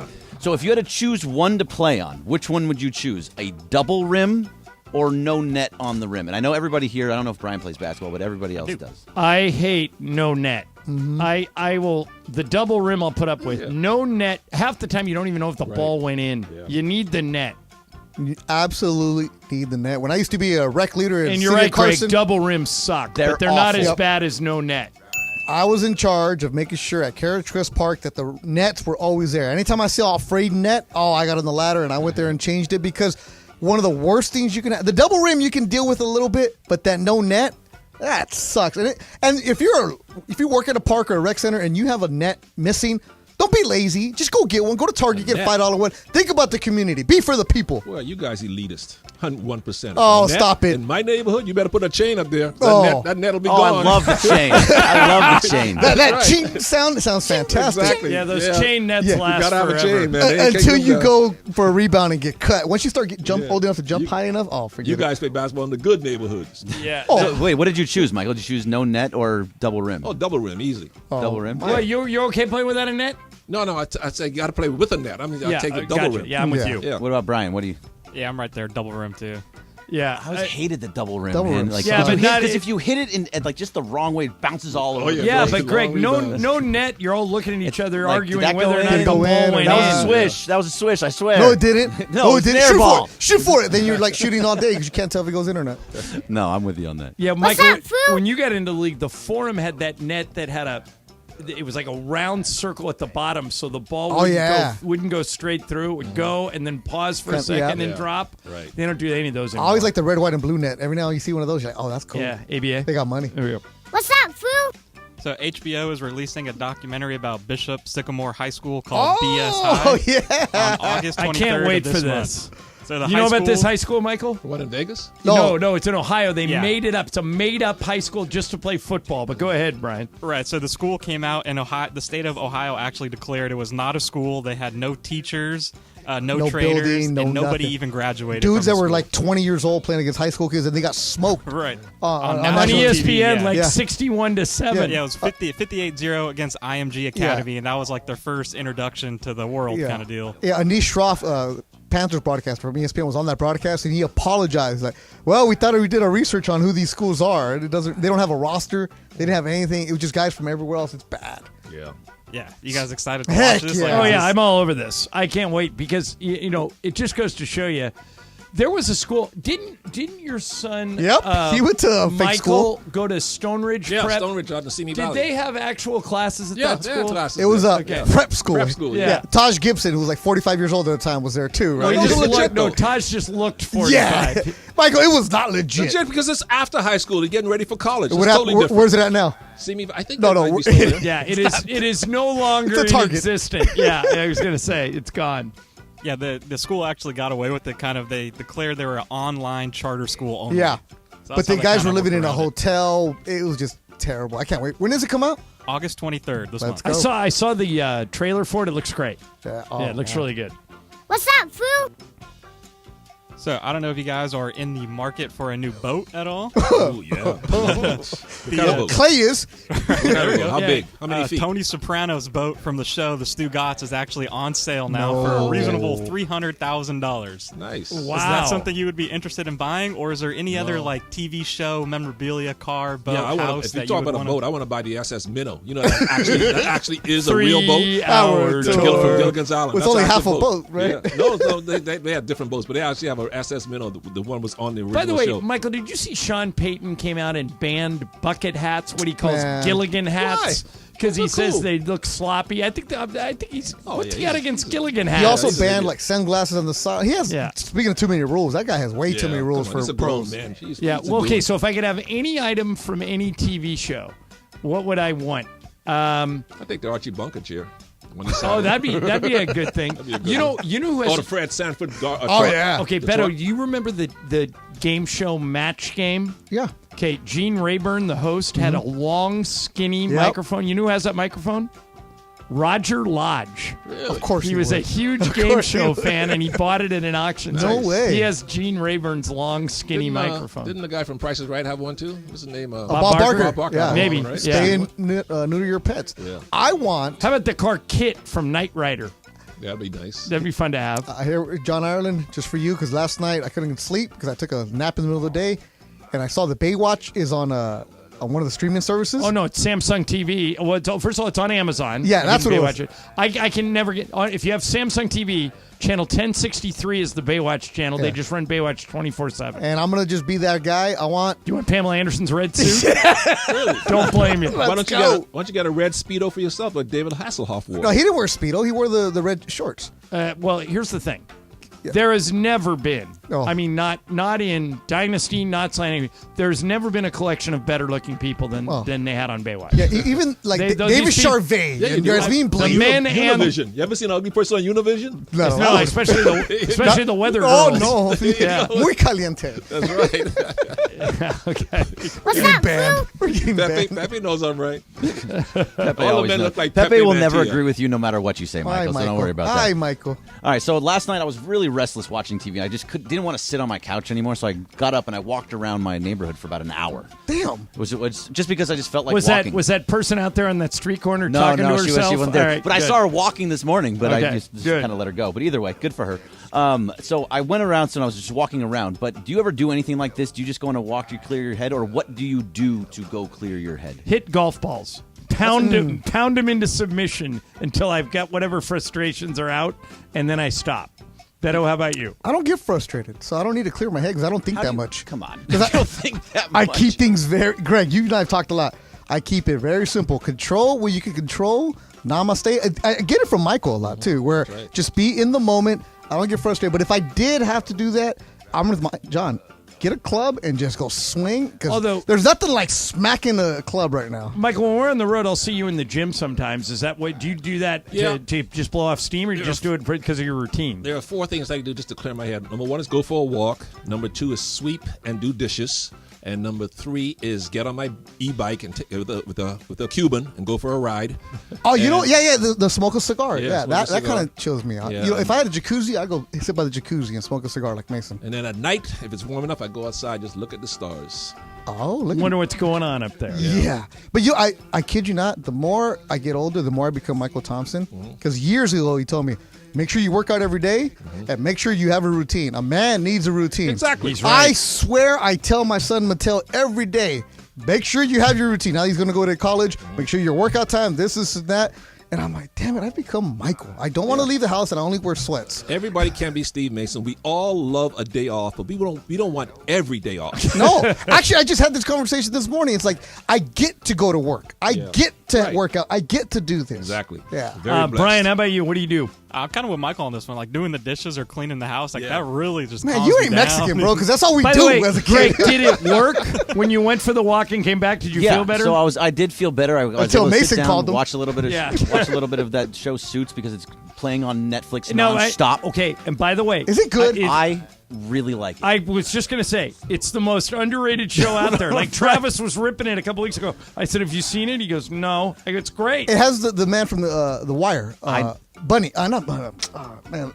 He's in it a little bit. He's in a lot of different shows. But I keep seeing it on Netflix. Meghan Markle's the guy dad. that played Bunk plays Bunk, Meghan yeah, Markle's that's his name, dad. Bunk. Yeah. But for some reason, I turn that on. I can just let it go for like an episode, maybe 2 or 3. And is it good? It's just easy to watch, and it's entertaining, even though it's kind of like formulaic.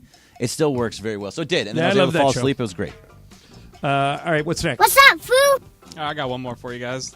Chad Ochocinco yesterday on the Pat McAfee show confirmed earlier tweet from this week that he takes half a pill of Viagra before every game as a performance enhancer. Okay. And he said it would get around the PED rules. Now, would you consider this still a form of cheating, or what do you think about this? Not if it's not a banned situation? substance. Yeah. I mean, a lot of hockey players take Sudafed. Yeah. If it's not banned, you're good. How do you fit in the cup? Well, he said he only takes half of Viagra. So. Yeah. He's a kicker. He's Red not Bull. wearing one. Okay. Yeah. So this is what he said. He said it would increase blood flow, and how is anybody going to stop him with 3 legs? That's a good answer. Yeah. I have no issue with it. If it's not on the banned substance list, fire away. Why not? I don't think that's a problem. No. Yeah, it's fine. All right. Bergman, you got one more? Is that it? Sure, I got Okay. another one for All right. you. I actually had that Chad Ochocinco one. That's why I knew some of the stuff. But either way, USC now has an official beer. It's from Stone Brewery, and it's called Stone Fight On Pale Ale. Is this cool or dumb to have a college team that has their own beer? It's kind of cool, but can you buy beer at USC yes, you football can. games? Yeah, they changed it. They changed it. Same with the Rose Bowl. You when can I buy was beer at the Rose Bowl. When I was at UCLA, you couldn't buy beer at the Rose Bowl. No, they've changed it either this last year or the year before. Yeah, because we know college kids don't drink beer. Michael Roth says money, money, money. The only problem I got is that it's Stone Brewery, which is good, but it's a San Diego brewery. Yeah. So there's so many LA breweries that could have done something for you. Yeah, but you got to find the company that'll give you the money. Yeah, that's another thing. But yeah, it looks cool. Stone does a good one. They have a lot of good beers that I drink down there. But actually, the Sedano and Cap, we're going to get our own beer made for these guys. Really? My buddies from Aero Lodge are going to make it. A beer? They made mine a couple years ago. A couple years ago, they made one called... Is it called Berto? The next one will be, though, now that you said it. Yeah. It was called Mic Drop. It was an horchata IPA from a couple years ago. You want a beer, Michael? Yeah, I'll take one. Beto, right, we'll make you one.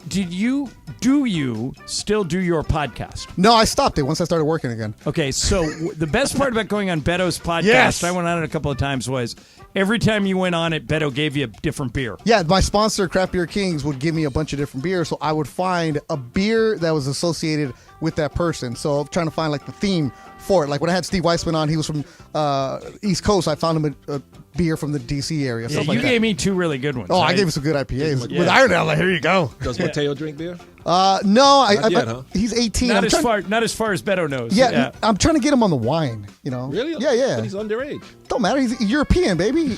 His first drink was in Florence, and he had a glass of wine at 14. Yeah. He was a little slow for Italy. They started drinking. It's not going to be kind of weird sharing a beer with your kid for the first time. Not when he buys.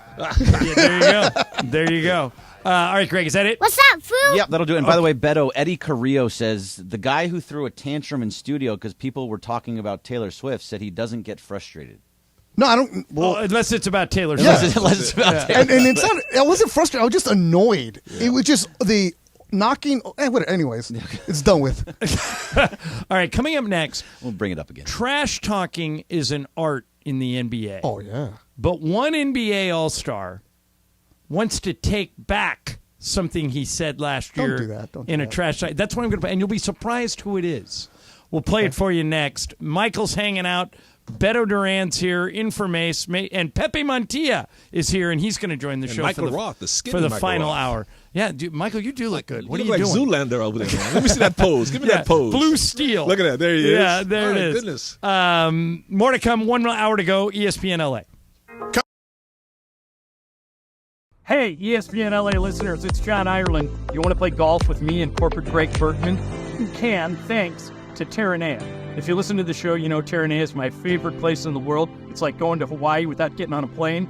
Well, you can play golf with Bergman and I at the links at Terranea, and then we'll buy you lunch. Here's how you win.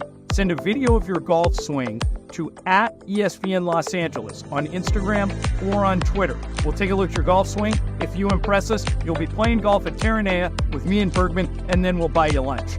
And you can all you can eat, all you can drink. We don't care. We're not paying.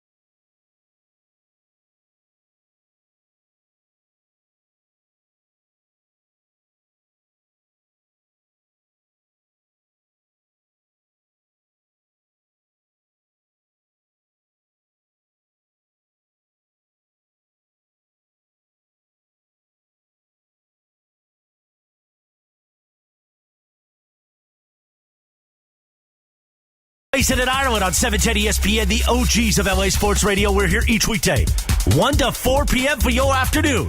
Sandwiched between Travis and Sliwa and Sonato and Cap. Mason and Ireland continues now.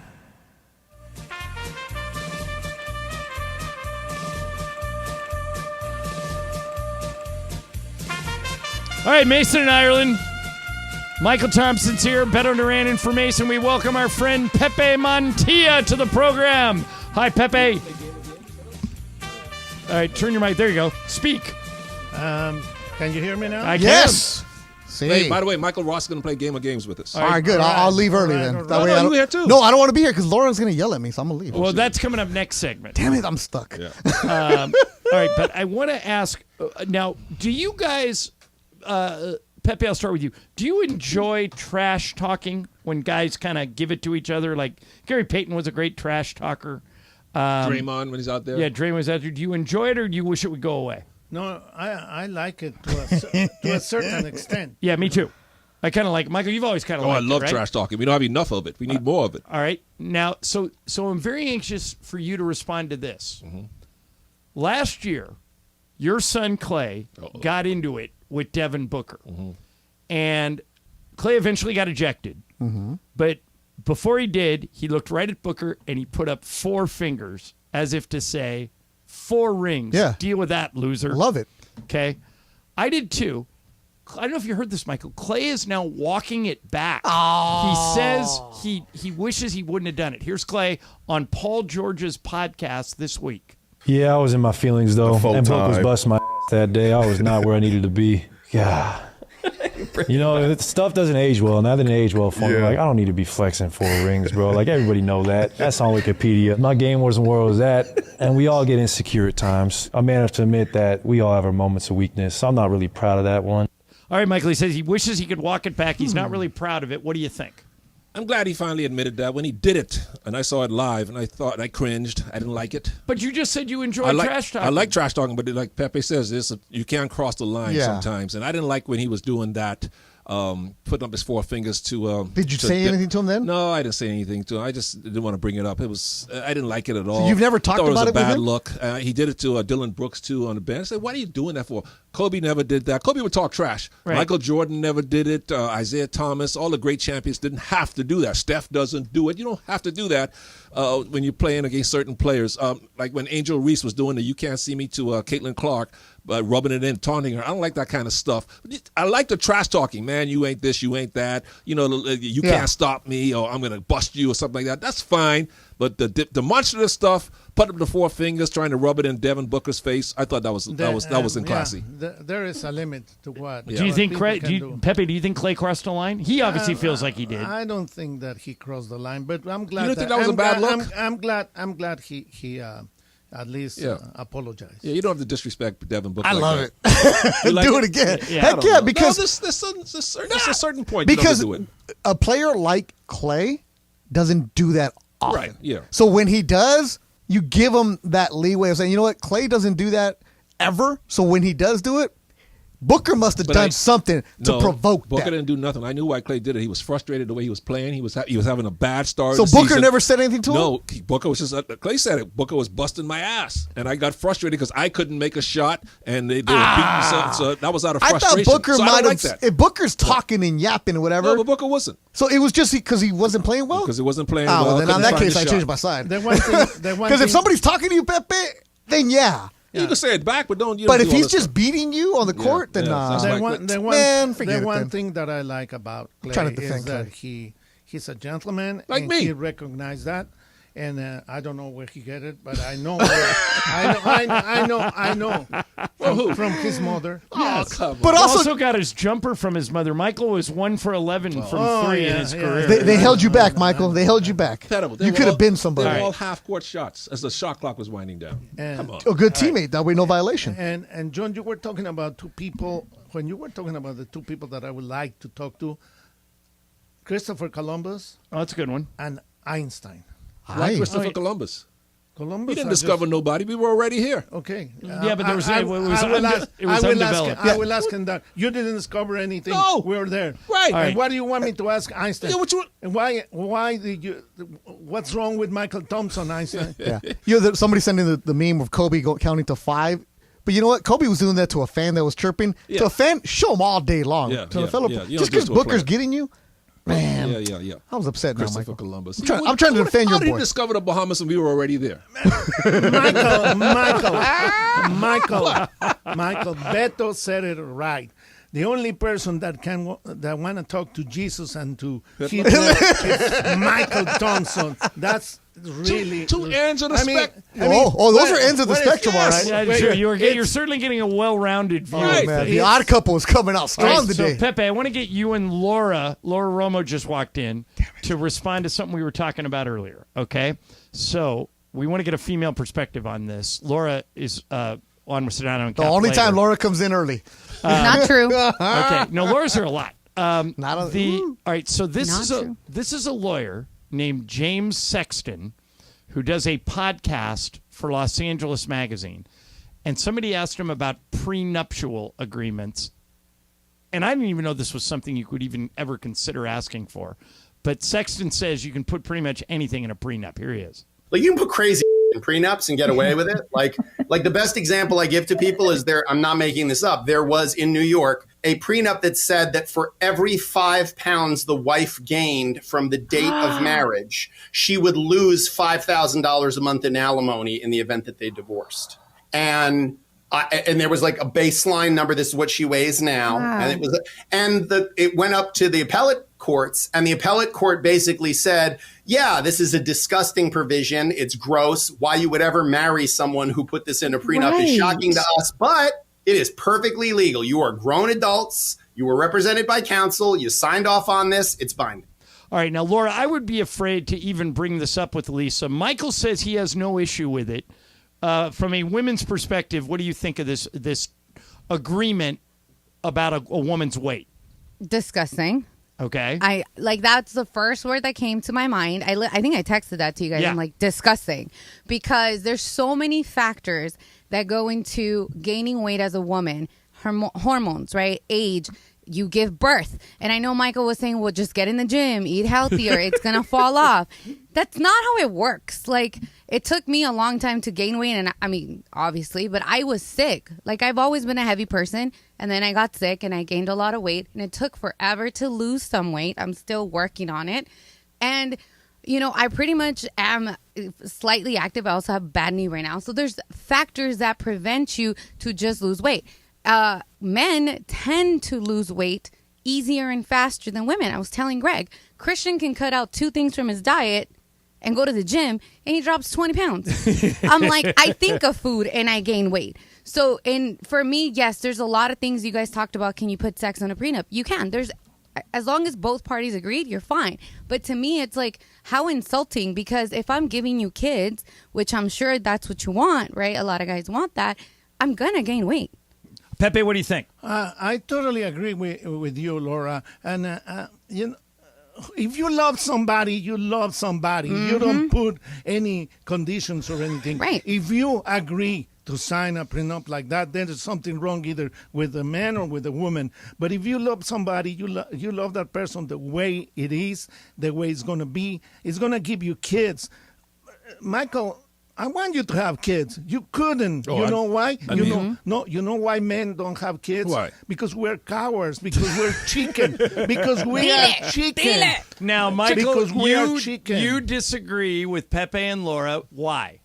Because I understand some people are different biological makeups, but if you marry a lady who's lean and in good shape, and you met her, you married her, and obviously you're going to have kids, and you're going to put on some weight. I understand that. I'm not saying you got to keep your playing weight, but if you start gaining 40, 50, 60 pounds, you could do something about that. But you're going to tell that to the person that you love, hey, sign it. This is part of the deal. I'm going to marry you, but if you gain weight, okay, then I'm not going to love you anymore. No, you still love them, but you expect Mike, them. that's wrong, And we were talking about Frank Sinatra. Today is Frank Sinatra's day.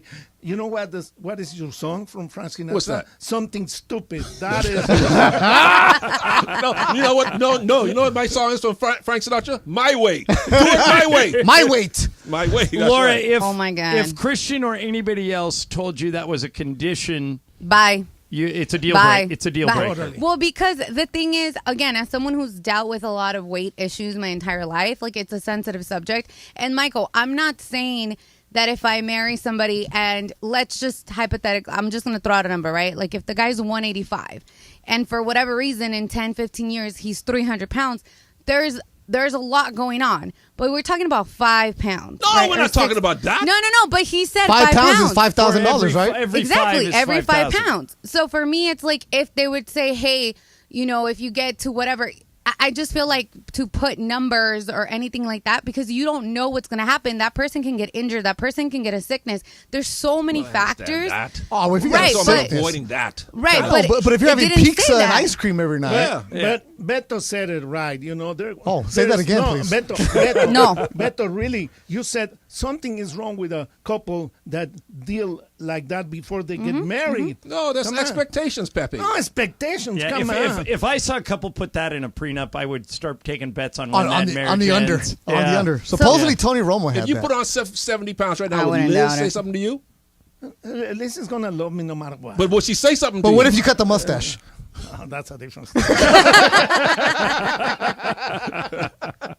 All right, coming up next, boxing, and Pepe and Michael and Beto are all big boxing fans. Yes. Thank you, Laura, for your perspective on that, by the way. Even though I'm right.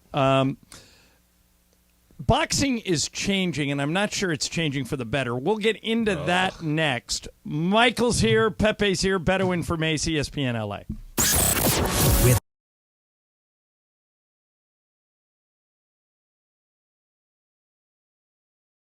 Hey, ESPN LA listeners, it's John Ireland. You want to play golf with me and corporate Greg Bergman?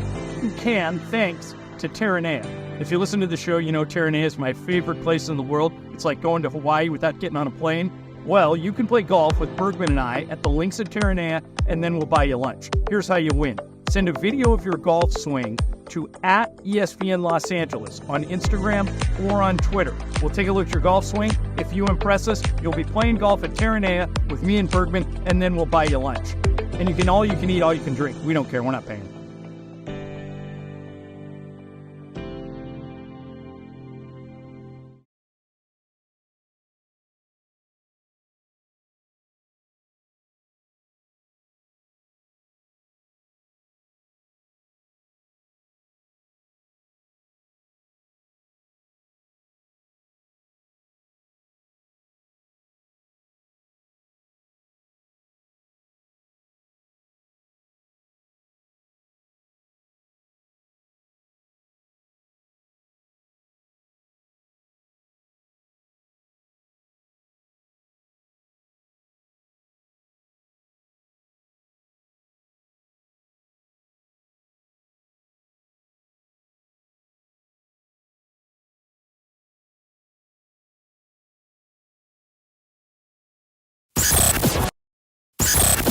With only 8 teams remaining in the inaugural League's Cup, the Black and Gold are looking unstoppable. The Black and Gold moving on to the quarterfinals of the League's Cup. It's a massive showdown with Mexican giant Monterrey at the iconic Rose Bowl. Oh my goodness, Denny! Tomorrow night, it's win or go home. As LAFC collide with Mexican side Monterrey. Coverage begins tomorrow night at 7 p.m. on 710 ESPN and the ESPN LA app.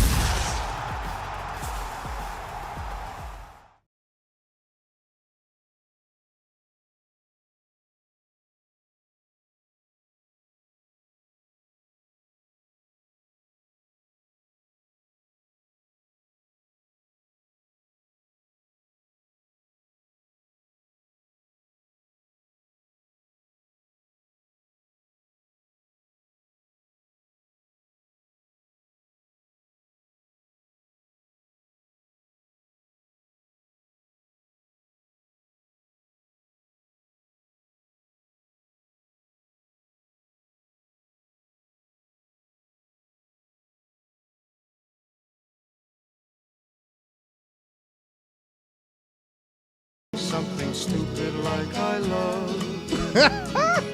Your song. Chairman of the board getting us through a Thursday. Oh, indeed. I'm John Ireland, Beto in from Mace. Pepe and Michael are hanging out with us. We got Game of Games coming up in about half an hour. It's Michael's game today. The stuff between commercials Is oh great. My Yeah. goodness. I saw It's this Pepe's and I fault. thought of all three of you guys. So Jake Paul's win over Nate Diaz over the weekend, last weekend, had the second most bets ever on DraftKings.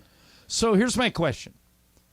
Are these novelty fights where you take an MMA guy against a YouTube star here to stay, Michael? Is that the future of boxing Yeah, now? because it works. People, Jake Paul and Logan Paul. Did you buy it? Of course I watched it. I bought it for the whole spectacle. Amanda Serrano also fought on the card. She's fun to watch. But yeah, I buy that stuff because I'm such a combat sports fan. But even though I understand what I'm watching. I'm watching Jake Paul fight. He's not a real boxer, even though he's boxing. If he fought a real top 10 fighter in his weight division, he'd get knocked out in the first round. But it's all a whole spectacle, the whole show of the whole thing. Beto, it's what a do you spectacle. think? That's 100% what it is. And But it's a successful one, right? Here's the reason it works, and the reason they had so much betting going on DraftKings is because Jake Paul sells it.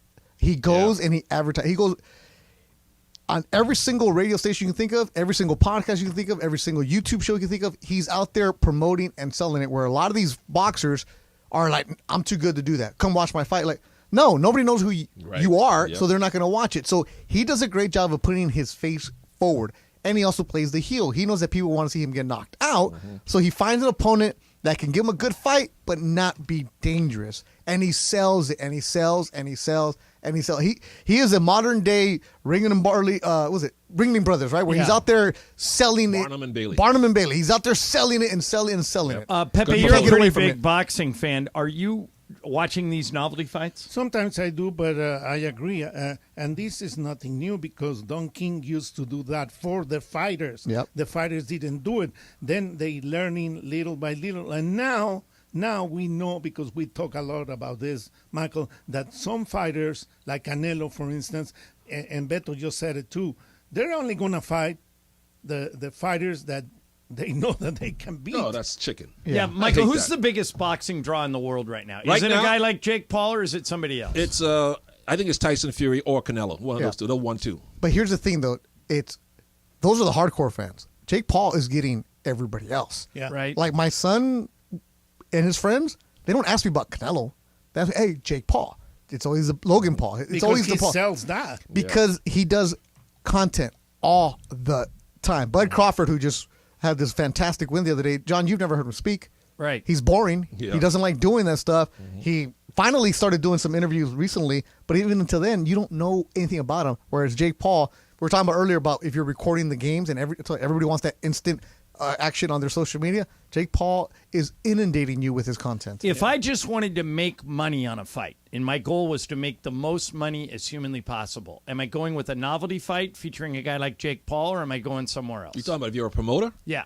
You're taking my Jake Paul. goal is I they just sold want to out- make money. They sold out American Airlines Arena, home of the Mavericks. Yeah. I've worked fights in there that haven't been sold out to the brim, where they paper, you have the lower bowl only. Yeah. Right. Jake Paul, if he comes to crypto and has a fight, he's selling out every single seat all the way to the rafters. He's up there because people want to see it. And then how much pay-per-view buys would he get? He got a lot. He made a bunch of money. Because they're a showman. That's what they are. The fights aren't that good, John. He's only fought two guys that have had professional fights. Everybody else has been making their debut, but nobody cares about it. It's always, let's watch this guy. I want to see him get knocked Michael, out. did you get your money's worth on the Diaz fight? Did you think it was worth it? Yeah, it was fun. It was fun. Diaz fought him good for 10 rounds, and it was entertaining. You know, Nate Diaz is fine. As you know, But Nate the Diaz. Diaz was making his pro debut. But the Crawford fight was better.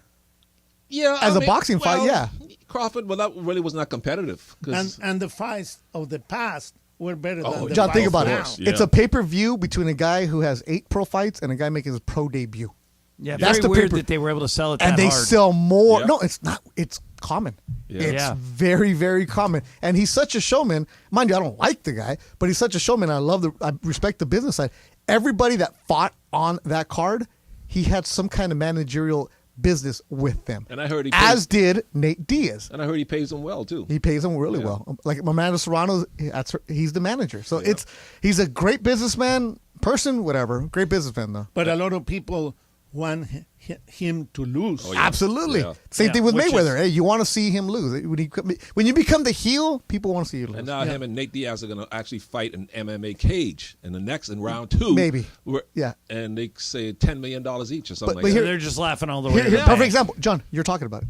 Right. You've There never you asked go. me a boxing question before all the time I've known you. Yeah, when I saw this, I thought second biggest draw ever at DraftKings. That's a big deal. And ESPN is covering it like it's a major fight. Absolutely. Okay, I saw this story. 2 different groups are starting a search for the Loch Ness Monster in Scotland. This is Michael's alley Now, right here. and now keep in All mind. right, bye, guys. Listen to the money that they're spending on this.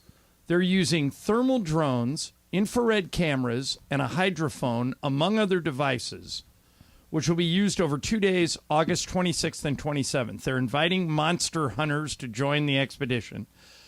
This is the people that sign up for this know this is a scam, right? This has been done before with sonar dragging the lake to see if there's any big creatures down there. Nothing was found. Right. You got your invitation already, Michael? Yeah, I turned it down. But are people? Is this going to, in terms of a business proposal, is this going to be a success? Are people going to do this? They're going to go down into the Loch Ness Monster where they think it is and drag sonar and thermal and infrared cameras. Some people got that kind of money to waste, Pepe. Ain't no brothers going to be on this boat. I don't think Magic Johnson is going to be out there for that, or LeBron, even though they got the money. But no, this is a waste of time. Does anyone, Bergman, do you believe in the Loch Ness Monster? No, I think it's ridiculous. Brian? No, not at all. No. So what are they doing? Why? How is this? I mean, why are all these people spending money on this? Because this is something for them to do. It's a passion of theirs. Not They the want to same go after story. the passion. No, we've never had this story.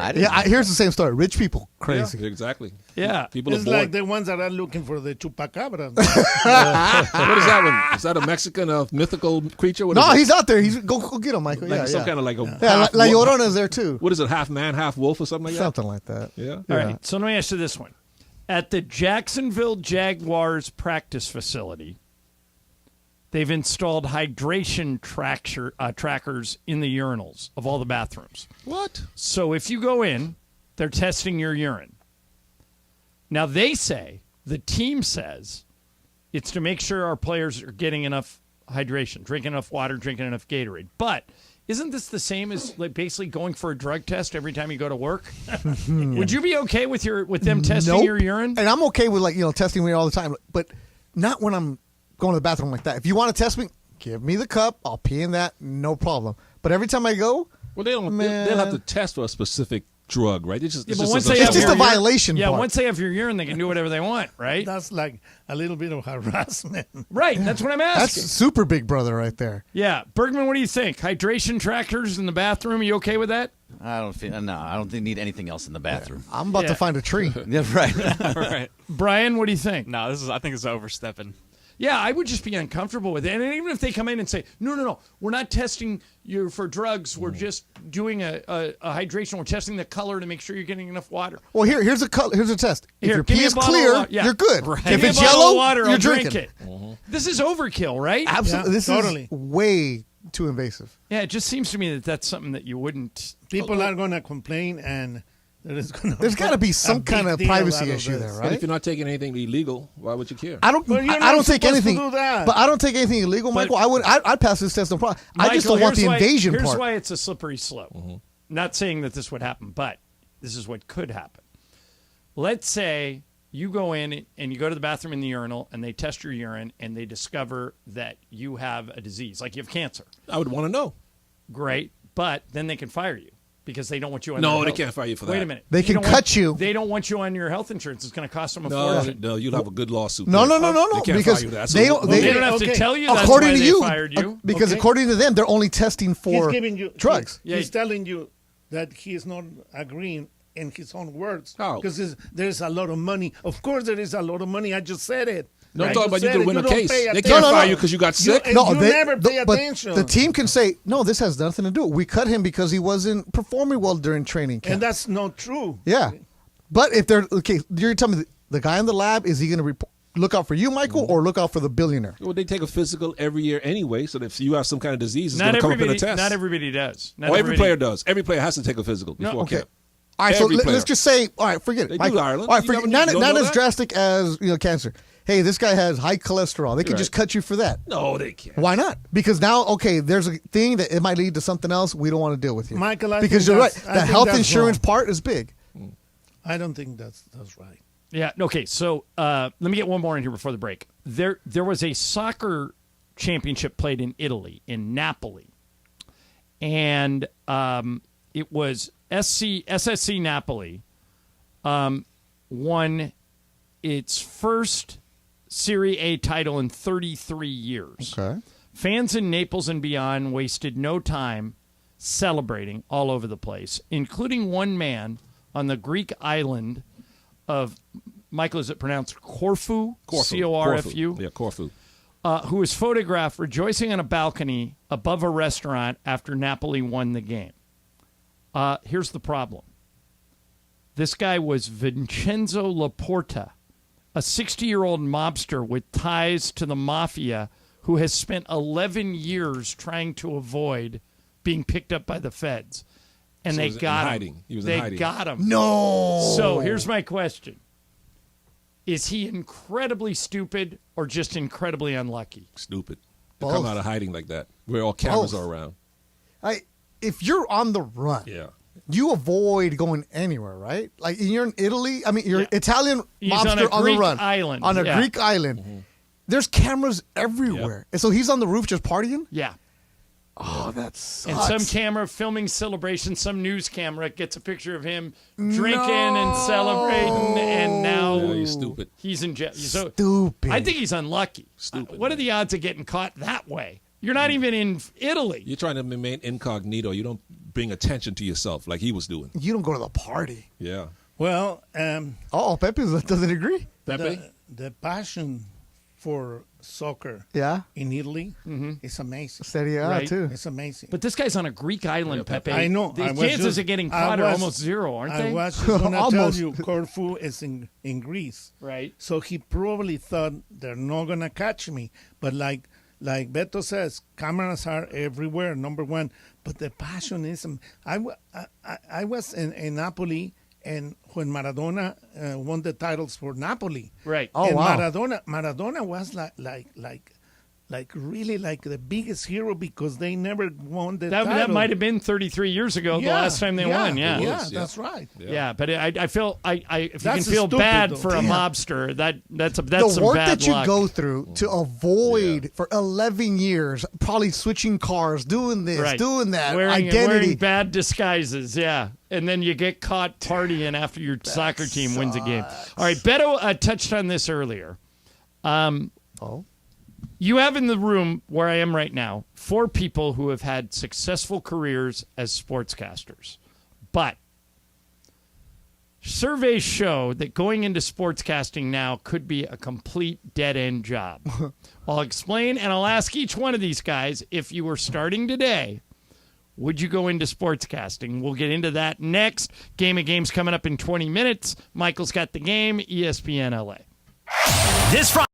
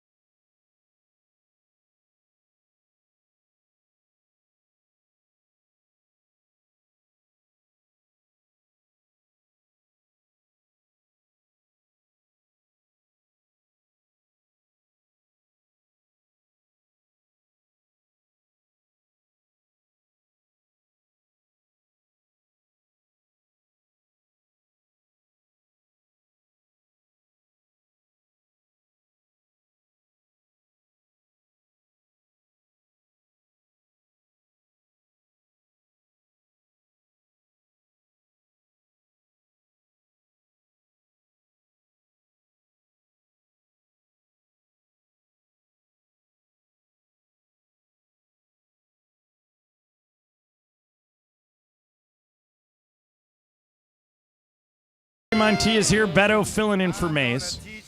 This is an article from David Halberstam in Sports Broadcast Journal. Here's the headline. Future broadcasters may not like what they face ahead. Salary declines and a dim future for ESPN. And the article goes on to explain that this year, prior to all these layoffs that ESPN went through recently, was like the roaring 20s early. They were hiring all these sports guys and paying them tons of money. But now, with 76 million U.S. households, ESPN has decreased by another 10%, and they think it's an irreversible slide. So, Pepe, I'll start with you. If you were 21-year-old Pepe Montilla and you know what I know now, this article, would you still go into sportscasting? Totally. That's what I love. Yeah, you would do it for the passion. I love what I do. I think God has been very good to me. And if I was back, you know. If you were starting today. If I started today, I'll do it. Beto, how about you? No. When I speak to university, so my deal is I am a freelancer. So if I don't work, I don't get paid. So I'm Mr. 1099. Last year I had 10 or 11 employers. I don't know which one it was. Yeah. But it's really, really hard to find one job that will pay you a good salary and have the health benefits. Like I pay my own health insurance, right, which is crazy.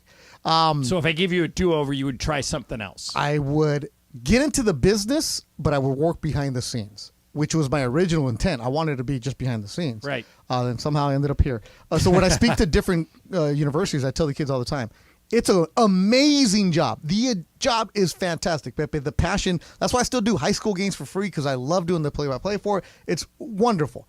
But if you're willing to take that vow of poverty, and if you're willing not to have a new car ever, then what you got to do? Because but that's the extreme, Beto. No, it's not. Pepe, I live it every day. Wait, a new car ever? I've never had a new car. No, because I knew that. Look, for example, you got to Pepe, save the money to spend so it on other I used stuff. to be the main guy here at ESPN going to every single game. It was fantastic. And then the position got eliminated. I used to do Sports Center Update, all that other stuff. And nobody does updates. Nobody does anymore. update because Twitter and social media, you don't need somebody to tell you what's going on at the games. Now, if you're an ESPN reporter, you write, you do radio, you do TV. That's one contract. It used to be 3 different people. So the job is fantastic. I've never had a new car because I knew, Pepe, that eventually, I learned it from Michael, live below your means.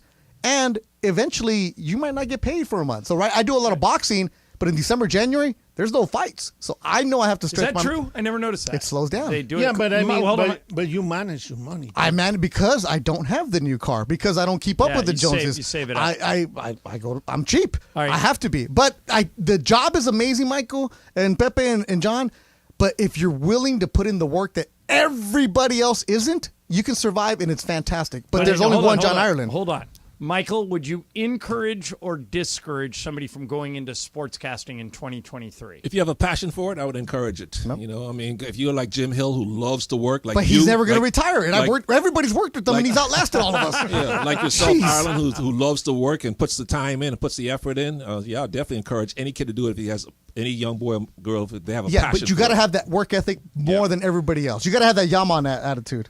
Yeah, you have to prepare all the time and try to be the best. All right, Greg, you're the one I'm really interested in here, because when you started in this business 20 years ago, you weren't like married to becoming a sportscaster, right? No, I was not. I was just kind of finding my way, and I wanted to be in front of the camera, then I liked to be behind the camera. Yeah, you were trying to find your way. Right. Now, if I back you up and say you're 21-year-old Greg Bergman right now and you're going on a career path, would you pursue sportscasting or go the other way? Yes, I would still pursue sportscasting because I am still I'm behind the scenes. Right. Yeah. But because of what we do here at ESPN LA, we've become more in front of the camera with the YouTube and actually talking on the air. Yeah. But otherwise, I always enjoyed the behind the scenes stuff and figuring out how everything works and all that kind of stuff. So yes, I would. And actually, I get a lot of people that come and talk to me and they say, "How do you do this? What's the right way to go?" And I say, the right way to go is like look at people back here, the interns that we have here.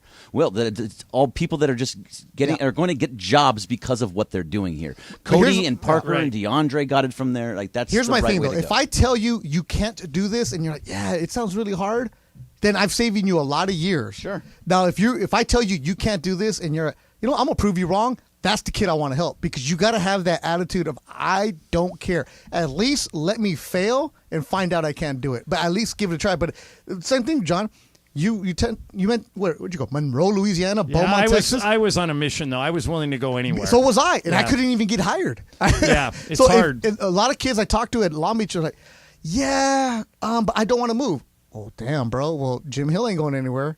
Rob Fukuzaki ain't going anywhere. Ireland's not going anywhere. So you just got to be realistic about it. I agree with you, and the key is don't ever give up. If you have a dream and you are sure, this is good don't advice. Ever give up. I told Pepe, before you came in, I told the story when I got out of UCLA, there were 17 people that wanted to go into sportscasting. I'm the only one left. Yep. All the other guys gave up. There's a lot of people, when I said I wanted to end up be on air, I was going out with a girl who went to USC, and all the Annenberg kids, man, you go to junior college, you ain't going to do this, you're going to do that. Those are the ones who went and said, hey, I'm going to sell life insurance instead, make a bunch of money, be rich and son of a bitch, live in Newport Coast with the boat. I know I'm never going to have a boat, but I'm going to be happy, and I love my job every single day. But I'm broke. Bergman has a lead on a boat. He can get you I can always get you a boat. Yeah. The best thing about a boat, the day you buy it and the day you sell it. I got friends like Michael Thompson. No, my neighbor, shout out to the great Gary Paul, who lived across the street from me from here. So we became really good friends. And so we used to go to Tahoe on ski trips all the time. And I go, God, Gary, I love your boat. Your boat's so great. Maybe one day I can get a boat. And he looked at me and he went, John, you have something better than a boat. You have a friend with a boat. That's right. He said, don't ever do this to yourself. Yeah. Just call me and I'll take you out on this boat. Things change. Hi, Gary. You have to enjoy what you're doing at the moment you're doing it. A few years back, we were doing USC. Yeah, we were doing USC games in Spanish, Beto and myself. Yeah, every single day you got to find a way to hustle and find the next spot. And if you think somebody's going to come find you, they're not. And John Ireland, you're a perfect example. I would love to do the Laker job, but you're never going to give that up. Well, why would you? Yeah, but certain things happen. You never know. Exactly. Sometimes you don't give it up; they give you up. Exactly. Yeah, so and just be nice to everybody. Yeah. Well, the best tip I ever got was be humble and don't get outworked. Ever. And That's you it. told me that. Be humble, don't get outworked. That's a good That's tip. why I answer Bergman at 6 a.m. That leaves Pepe out. That's when that's when they ask me, do you like this or this person? I said, I like everybody except one person. Ooh. And I'm not going to say the name. Yeah, Mason's not here. But he's sitting to your immediate left. He's seated. Because Mason's not here. He has your job on the English side. Hey, Michael, you have a boat, right? Yeah. All right. It's Clay's boat. Hey, it don't matter. It's our boat. Exactly. All right. So, Gaming Games, it's Michael's game. We're going to get our buddy Michael Roth in here. Beto, Pepe, Michael, Greg. This is going to be a big game, and it's next ESPN LA. Coming up next on Sedano and Cap, weekday afternoons.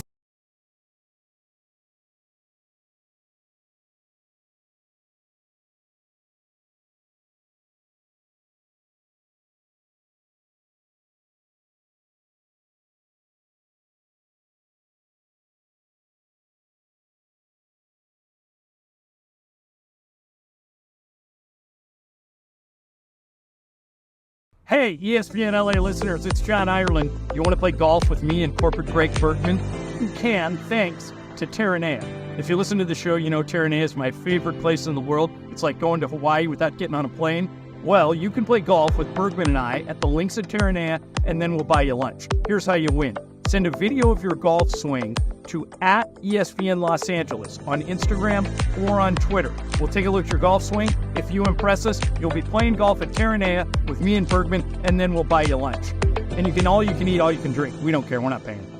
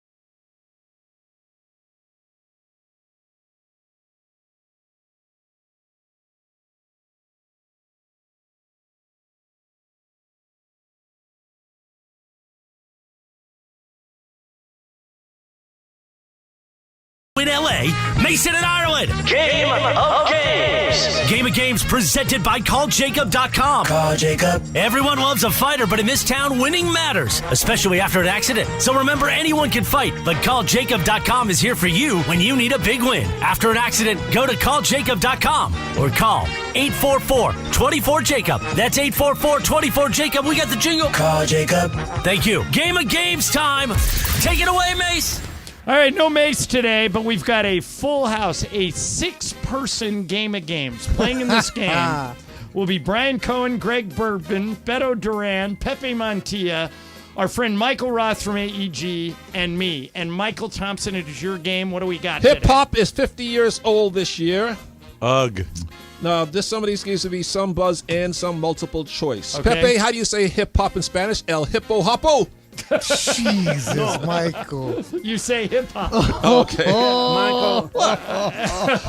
Michael, yeah, that's how we said it. All right. To people like you, we said that. All right. Oh, now you got Pepe all mad. All right, Michael, number what one, is do wrong got? with you? I'm just wondering. I'm trying to learn Spanish. No. Hip hop, you say hip hop. That's it. Okay. All right. Hip hop will or did turn 50 this year. And which month in 1973 did hip hop start?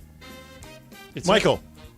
Okay, Michael, go ahead. July. No, this is Multiple choice or yeah. no? July. No, this is buzzing. All right, so He he did. says, But everybody can guess. He said, okay, Michael says July. Okay. Pepe? November. I will say March. August. Bergman? September. Brian? April. It is August. Yeah! Tomorrow, as a matter of fact, August 11th, 1973. All right. Hip hop. This is Jeopardy for him. This has got to answer in Jeopardy for him. Oh, there's different and you things. and you Name can is your buzzer. and you can buzz in. Yeah. Hip hop got its name from the first words in this 1979 song, "Rapper's Delight," from this rap group. Greg. John. Greg.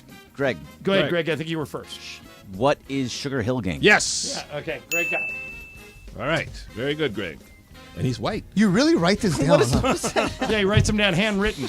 Hip hop originated. font. It's okay. You gotta say before you ask the question if it's multiple choice. Okay. Multiple choice. Oh, this is a So everybody guesses. Hip hop originated out of New York. From which borough? Queens, Brooklyn, Beto. or the Bronx? No, don't buzz in. Oh. Everybody right. guesses. Queen, Brian, Queens, Brooklyn, or the Bronx? Let's go Bronx. Greg. Brooklyn. Beto.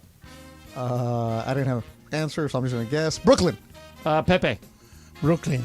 I'm going to say Queens. Michael. Bronx. It is the Bronx. All right, Michael got it. Who else? I did, Brian. Right. Brian and Michael got it. All right, so everybody except Pepe and John are on the board. Everybody answers on this one. Jay-Z was a backup dancer for Big Daddy Kane and Heavy D. True or false? Greg. False. Beto. False. Pepe. True.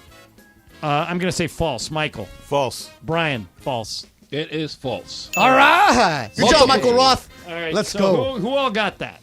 Everybody but Pepe. Everybody but Pepe. Okay. Multiple choice here. This famous rapper was a backup dancer for Heavy D and Big Daddy Kane. Was it Tupac, P. Diddy, or LL Cool J? Beto. LL. Pepe. Can you repeat? Famous was a backup dancer for Big Daddy Kane or Heavy D, Tupac, P. Diddy, or LL Cool J? LL Cool J. I'm going to say P. Diddy. Michael. I'm going to say P. Diddy. Brian. LL Cool J. Greg. LL makes the most sense. It is P. Diddy. Oh, God. I should have known. Well, Multiple somebody choice. else. Michael, you got it, right? Yeah. All right, yeah. so Michael has the lead. He has 3. John, Beto, Greg, Brian, all with 2, and Pepe yet to scratch. Multiple choice. This rapper was once known as Shrimp Daddy, Lil Bow Wow, Lil Baby, or Lil Wayne. Shrimp Daddy. Shrimp Daddy. And so then the 3 are Lil Bow Wow, Lil Baby, or Lil Wayne. Pepe. The middle one. Lil Baby. I also think it's Little Baby. Michael. Little Wayne. Brian. Little Bow Wow. Greg. Lil Wayne. Michael said it way Beto. too much. I'm going to go Lil Wayne also. It is Lil Wayne. Yeah! All right, Pepe Good job, on the Michael. board? All right, so Pepe, Beto, who else? Greg and Michael. Okay. Well, Michael's not playing. Multiple choice. Michael Roth. This Michael. Roth. Yeah, Michael Roth has the mayor. lead. Mayor Michael. M. Roth. Okay, Michael has 4. Greg and Beto with 3. Multiple go. choice. Eminem thought of his name Slim Shady while doing what? Taking a shower, taking a bath, or taking a Okay, this one's me. I say it's C. Taking a You just wanted to do that, huh, Michael? You just Michael. love that. Let's just say poop. Okay. Oh, I thought he meant siesta. I'm Yeah. sorry. Wait, shower, bath, or bathroom. shower. Okay. Best thoughts are in the shower. All right, Brian. Yeah, I'm going shower here too. Greg. Poop. Beto. Yeah, I'm going to go shower. Pepe. Poop. It was number 2. Which was? It's actually the number 2 Number or is 2. it? Taking a number 2. Okay. What did you say? He was doing a what? Greg, you got it. I got that one. Pepe got that. Pepe got it. All right, those 3. In 1992, the Black Eyed Peas. Multiple choice here? Yep. Signed a record deal with which rapper? Ice-T, Eazy-E, or Ice Cube in 1992? They're all around. This one, Michael, goes to you. I got a feeling. Ice-T. Every Laker game. All right, Michael says Ice-T. Brian. Ice-T. Greg. T. Beto. T, Cube, or who? Or Eazy-E? Easy. I'm just going different. Pepe. Ice-T. I think it's Ice-T. It is Eazy-E. Yo! And he's not around. I thought he died. He did. Yeah. Wow. But it was Easy-E? Yeah. Nice. All right, so Beto, you have tied Michael for the Let's lead. go, Michael Roth. Greg, you Let's and I go. are The two one, most no, Greg, you're unlikely also, guys. Greg, you're also in the lead. Okay, yeah. All right, 4. According to the website, Hot New Hip. Is this multiple choice? Yeah. Multiple choice. According to the website, hotnewhiphop.com, the richest female rapper is Nicki Minaj, Cardi B, or Queen Latifah. What's the question? The richest female female. rapper, Cardi B, Nicki Minaj, or Queen Latifah. Okay, Brian. Cardi B. Greg. Yeah, Cardi B. Beto. I'm going to go Nicki Minaj. Pepe. Queen Latifah. I'm going Queen Latifah. Michael. Rich from rapping or rich from everything? Richest rapper. Oh, rapper? Oh. Say it again. Nicki Minaj, Cardi B, or Queen Latifah. According to hotnewhiphop.com. Nicki Minaj. It is Nicki Minaj. Yeah! Oh, boo, Michael, you got it. Yeah. All right. Beto, you got it too, right? Yeah, I got it, but I don't like Greg, Michael did Roth you get getting that it. I did one? not. Okay, so Michael here's, Roth got it. here's the score. Michael Roth 5, Beto Duran 5. Let's go. Greg Bergman 4, John Ireland 3, Pepe and Brian 2 each. Mid-Atlantic just took the lead. Yeah, it's Jamie Maggio. Shout out to her. Go Jamie Maggio. Everybody guesses. Her niece is on Closest that to team. the number. Yeah. All right, here we go. All right. According to Forbes, Jay-Z is the richest rapper. What is Jay-Z's net worth? Oh. Everybody guess. All right, Greg. 1.2 billion. Okay, Beto. $2 billion. Pepe. 1.1 billion. 1.1 billion. This one's me. I'm going to say 2.1 billion. Michael. 2.3. And Brian. 1 billion flat. It is 2.5 billion. Michael Roth. Damn it. Well played. Let's All take right, the so price. Michael's got 6 Man, now. I actually care now. Come on. Which rapper, multiple choice, which Okay. rapper accidentally shot himself and a police officer was able to render aid to save his life? J. Cole, Lil Wayne, or Future? Oh, that's a good question. All right, J. Cole, Little Future. Beto, this is you. J. Cole. Pepe. Future. I think it is J. Cole. Michael. J. Cole. Brian. Future. Greg. J. Cole. Who is it, Michael? Lil Wayne. Damn it. Wow, I thought it was J. Cole. Nobody. Nobody. Buzz in if you know this one. Okay. Andre 3000 and Erykah Badu named their child after a number. Which number? Buzz in. Anybody? Ireland. Ireland. 10. No. Pepe. Pepe. 3. No. Michael. Michael. 6. No. Beto. 7. 7. 7 it is. Costanza. To tie for the lead. It's Mickey Mantle. Okay, so we're gonna do 4 more. Oh my and goodness. And guys, and if your name is on this list, you got to get this right to stay in the game. Brian, Pepe, John. The three of us have to get this to stand Michael together. Roth, how you feeling over there? A little nervous? Okay. How many multiple choice, how many hip hop rap artists are in the Rock and Roll Hall of Fame? 10, 11, or 12? Michael. 10. Beto. 12. Greg. 11. Okay, that's going to take us. No, 10, 11, or 12, you said? Yeah. Has anybody said 10? Michael Roth. All right, so we're out. I'll say 12. Pepe. 11. Brian. 12. It is 10. All right, Michael's got the lead. Damn it. It's a 3-horse race now. I just don't want to lose to Michael Roth. Greg Bergman, In Michael rap. Roth, and Beto Duran. Pepe, John, and Brian are out. All right, go ahead, How many am Michael. I back? You have 4, and Michael has 7, so you got to run the table. You're the vice president, right, Michael? All right, here we go. I got to go different than Michael. Tupac said, this literary writer was a big influence on his art. Who was it? Shakespeare, Ernest Hemingway, or Edgar Allan Poe? Michael. Jeez, are you serious? Shakespeare, Hemingway, or Poe? Shakespeare. Beto. Hemingway. Greg. You got to say Poe. I don't. Yeah. All right, who is I don't Michael? have to. Shakespeare. Oh, I'm All out. right, I'm out. Greg's out. And now, Beto, you need to get this right to stay alive. Michael has 8, you have 6. Who invited Michael Roth? And there are only 3 left, so you can't lose another one. Here we go. Who was the first rapper to sign with a major record label? Curtis Blow, Kool Moe Dee, or Houdini? Michael. Curtis Blow, Moe Dee, or Houdini? Moe Dee. Beto, go different. Go Curtis No, Blow Houdini. or Houdini. It's Houdini. It is Curtis Blow. That's it. Michael wins it. Wow. Yeah, wow. Michael Roth. This comes in and takes over. Stunning Very to me. impressive performance. Okay, all Everybody- my winnings I'm donating to Maui Relief. What are my winnings? Yeah, but I think we all should donate to Maui. Michael and I go to Maui a lot, and you go every year. Yeah.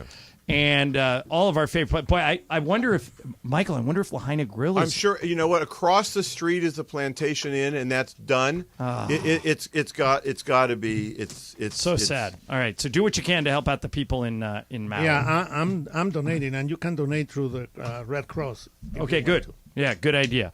And then, Greg, did we give away all the tickets we needed to give away sure today? did. Yep, we're all good. All right, so we're all good.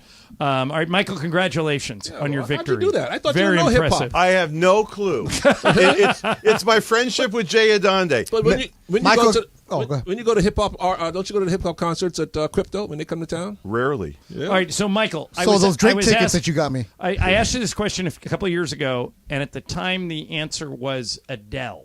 I said to you, what artist has come to town that has caused your phone to ring the most? Now, this wasn't even a AEG event. No, we're the promoters. We've been For her Taylor promoters Swift? since she started. Did Taylor Swift demand for Taylor Swift exceed demand for anyone else ever? Unbelievable. That's a yes? Oh yeah. Do you get to go backstage at all these concerts? It's Like, were you backstage when the Stones played over there? You see, I told you that story. Yeah, I might have been nearby. Oh, why did you take me? I you don't know. leave the Michael house. asked. Michael said, "Can I watch them get in their car?" Yeah. And it was too stalkerish for me. Oh, 6'10" guy just standing there. Ooh. Michael, when I was working in Mexican Airlines, no jet plane like privates, the Rolling Stones flew to Mexico and Mexicana, and I got to take Mick Jagger and them into the plane and talk to them. You did? No Yes, I way. Did you know who he was? Of course, Michael. Look at his shirt, Michael. Yeah, I mean, Mason walked out before I know. Sympathy for the Sympathy Devil. for the I Devil. mean, come on. Oh, Roth. The next time they come play at Crypto, you got to take me backstage. All right. I was there right behind you. When Mason did that, idiot. All right, Michael, I'm kicking you out. That's okay. Congratulations. MauiRapidResponse.org. That's where Maui Strong is, and that's where you go. MauiRapidResponse.org. Okay, everybody give what they can. Congratulations on your victory. Undefeated. Yes, we'll get Undefeated, right. Sedano in here next and do a little super crosstalk. All right.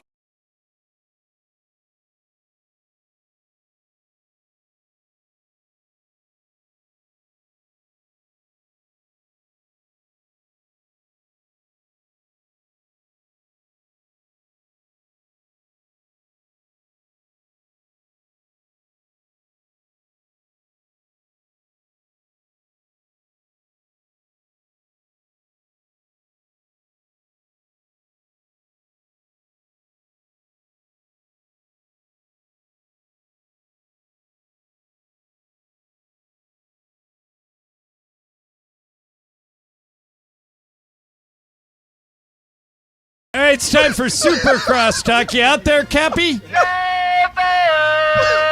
Cap's on. Come on, Beto. On remote, and Sedano just walked in. We got a full house. Pepe's here. Michael's here. Beto's like here. a Latino George Hamilton. Sorry, Cappy. What Michael just told George would get us all fired everywhere. Well, except for Michael. Yeah, welcome to 2023. Welcome to 1953 back here. I just said he got a nice tan.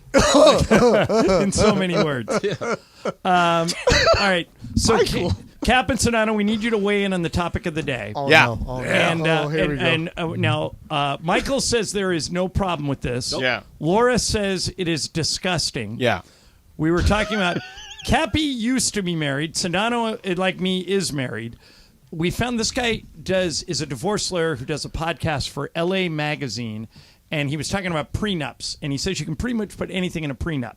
My question to both Sedano and Cap will be, could you even bring this up and not be killed for bringing it up? Here it is. Like, you can put crazy in prenups and get away with it. Like the best example I give to people is I'm not making this up. There was in New York a prenup that said that for every 5 pounds the wife gained from the date of marriage, she would lose $5,000 a month in alimony in the event that they divorced. And there was like a baseline number. This is what she weighs now. Wow. And it went up to the appellate courts, and the appellate court basically said, yeah, this is a disgusting provision. It's gross. Why you would ever marry someone who put this in a prenup is shocking to us, but it is perfectly legal. You are grown adults. You were represented by counsel. You signed off on this. It's binding. All right, Sedano, you heard him. It's binding. So if you can negotiate it, you can have it. Can you even, if you would have brought it up? No, to the word Kelly, prenup is over. That's Yeah, it. Like, you me don't need too. to forget about the different qualifications. My dad dared me to bring it up with Lisa, and I did, and she didn't talk to me for 2 days. Yeah. Yeah. Michael, you have no problem with No problem with this at all, Cappy. If I keep myself in shape, I would expect my spouse to keep herself in shape. What say you, Cap? Yeah, I don't really have a huge problem with it in that the person on the receiving end was willing to sign it. So, I mean, to me, it seems outrageous to ask that, right? But on the other hand, you're like, hey, I like the way you are right now. I don't want you changing too much. And if all of a sudden you blow up, and maybe I'm not attracted to you anymore, maybe I want out of this thing. Now, it seems like a heartless, cold thing to do. Totally up your alley. $5,000 for $5. 5 pounds, 5,000. Why I'm not surprised at all that you and Michael agree on this. Why? Cappy. Why?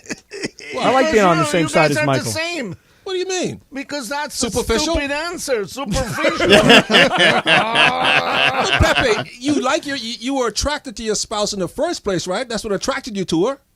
You love that person. You say, but I want you to sign this, and if you gain weight, then this and that. They can say, if you keep on being stupid, then I'm going to have to pay me. Oh, Michael, you'd be in real trouble if Julie put that clause. Yeah, if she put the stupidity clause in, Every you'd be time in trouble. said Stupid. stupid. We've been out on the street But years skinny, ago. but you'd be skinny. You'll be I'll be in shape. You'd be stupid but in shape. That's right. Let me ask everybody a question. Has anybody here, though, and, John, you just mentioned, has anybody here ever asked their partner to sign a prenup? I or did not have even them- think about it. My dad said, do you think Lisa would consider a prenup? I said, I've never considered it. Right. But he goes, you should ask her, see what George. she says. And my dad was yanking my chain. So- I asked her, and George, you're right. So, Donna, Just what the if you- question was So, Donna, made her what if mad. you were worth $100 million, $200 million? Now, What makes you think I'm not? Michael, here's a harder way to ask it. If Clay is about to get married, would you encourage him to get a prenup? Oh, yeah. Demand it. Yeah. Demand it, Michael. Definitely. You got to. And that is the hardest thing. What if I know- she's also a famous person? What if, Okay, what that's if, what different. if she's She will about to be. marry Giselle? No. different. What if she's also, like Dwayne Wade is married to Gabrielle Union? They both are rich Yeah. independly of He each doesn't other. need his money, that's for sure. Okay, Michael, what if she didn't have a job? She was an influencer. That's right, Laura. Laura said, you better sign. Laura's pro prenup here. That's right. Yeah. Prenup. Gotta But sign. if he was marrying some Hollywood starlet, which he has dated a few in the past, Well, she had her own money, then that's fine. yeah. Then she wouldn't need his money. But What- real but- people in she real better life sign it. asking for prenups is like the most uncomfortable thing to do. Like I had a buddy of mine, and he, comes from a family that, definitely had some money, and he was marrying this girl who came from a family that was very modest. And so he asked her to sign a prenup because he's walking into the relationship with a lot of money and she's not walking into the relationship with a lot of money. And let me tell you something.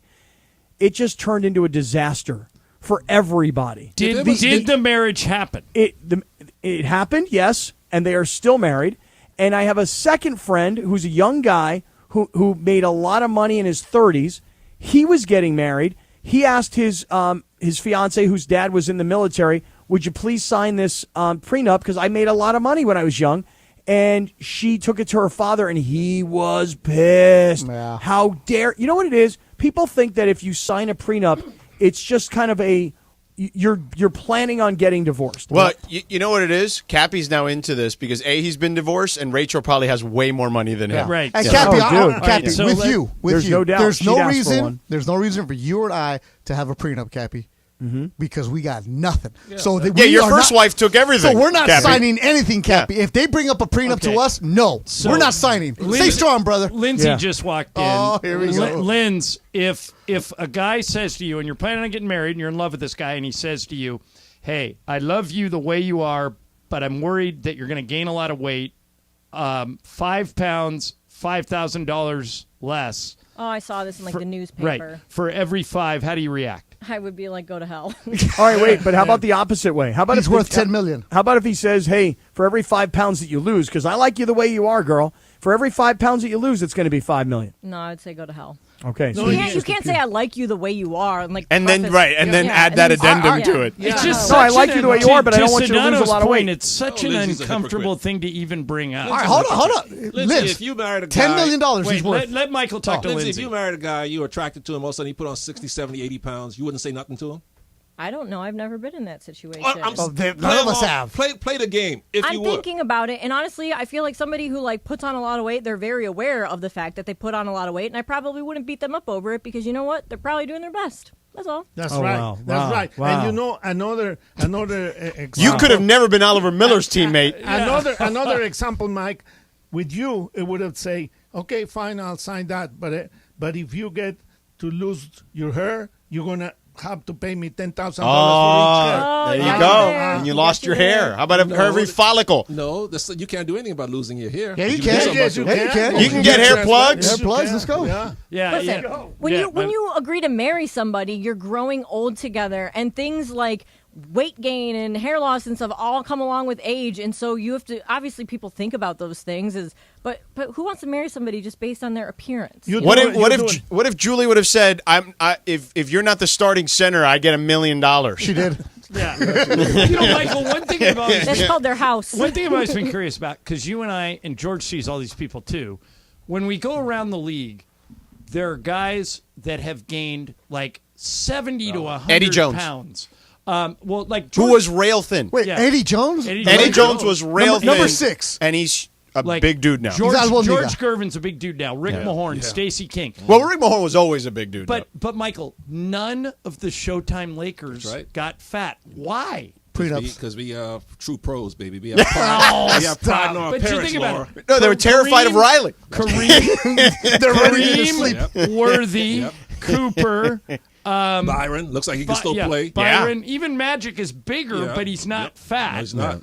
That's right. Michael, that Showtime reunion Bob McAdoo, Spencer Haywood, all those guys. that look like they were Showtime in shape. reunion, there were no big fat No, there were no guys. chunky guys there, Pepe. We were in shape. When you get married for better or worse. Well, but you could do Did something. you hear that?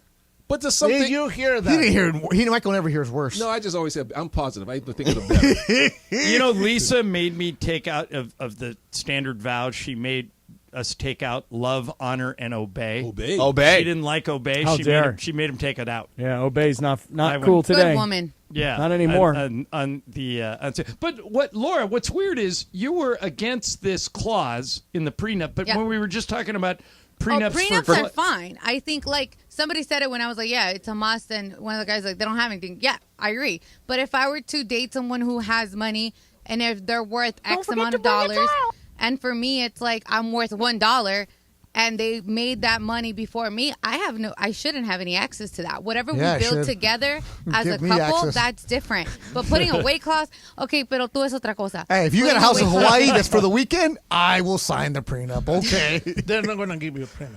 I'll sign it for you. Give me a house in Hawaii and I can retire. So Dono and Cap, another question that came up on the show today was, I cited this article that was in sportsbroadcastjournal.com that says it is a very bad time to start a career as a sportscaster. Oh, my God, yes. So I tell kids all the time, go to law that's school. what I was going to ask you. If you were starting today, would you still pursue this line of work, George? No, Neither one not. of you. Beto said the same thing. Probably not. Yeah. Michael, Pepe, and I said we all would because we love doing it. But I mean, I do love doing it, but I just think people think, it's easier now because there's a lot more, because there are more platforms for you to get recognized, right? We didn't have YouTube. I remember I was still of the era where I had to send tapes to people, like physical tapes, when I was coming up in the business. So yes, there's easier outlets to do that, but it's harder to stand out because there's more stuff out there for you to look at. There's never been more content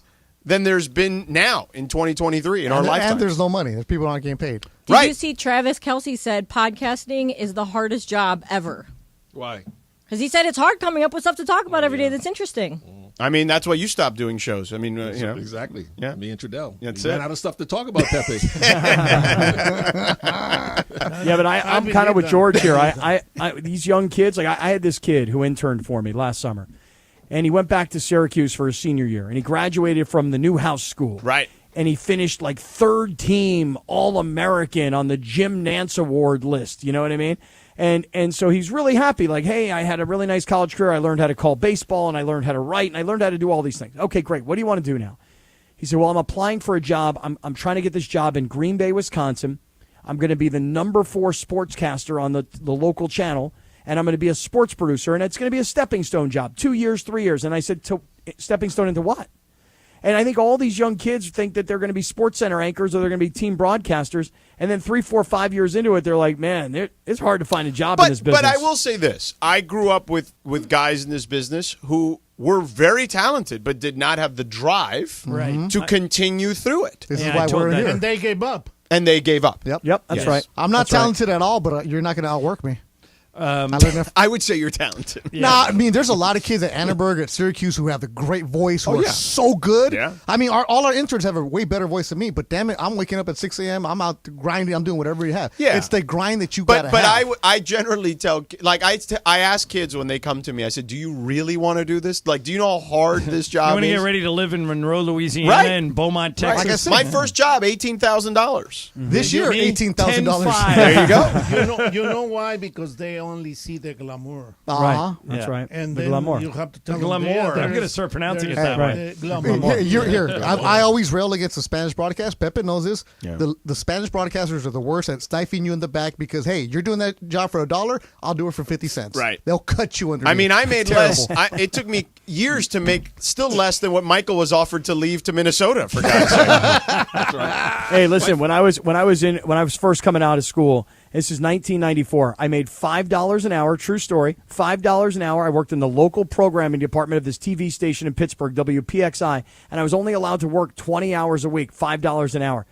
And I sat down with this guy in the sports department, and he said there's really only 2 kinds of people in this business. He goes, the people who want it and the people who need it. He goes, if you're somebody who wants it in this business, you'll never make it. Forget it. He goes, but if you need it, like if you need sports broadcasting like it's a drug, he goes, you'll be fine. But if you just want it, forget it. You're Well, screwed. the other That's way great. to put it, somebody told me at a young age, they said, you can divide everybody in this business into 2 categories. People that want to be on TV and people that want to be in TV.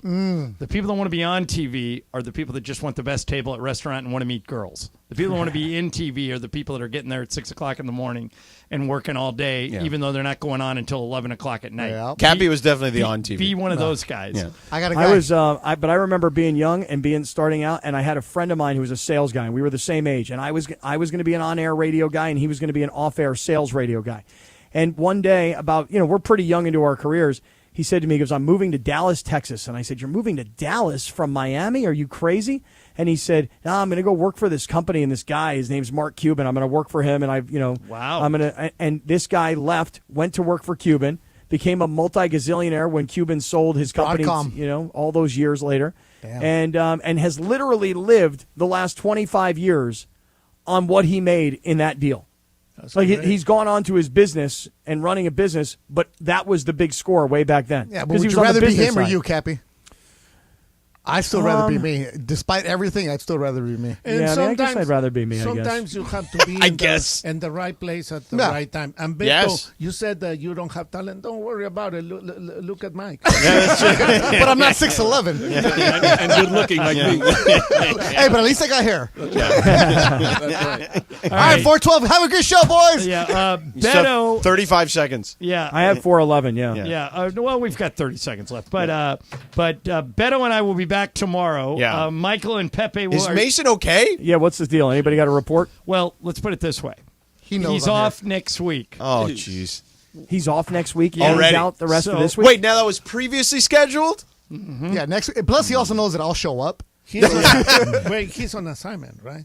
Yeah. That's what we're going with. That's what we're going with. All right. John seems more refreshed when you're here, is all I'm saying. Sedano and Cap, a sea of stupidity coming up next. ESPN LA.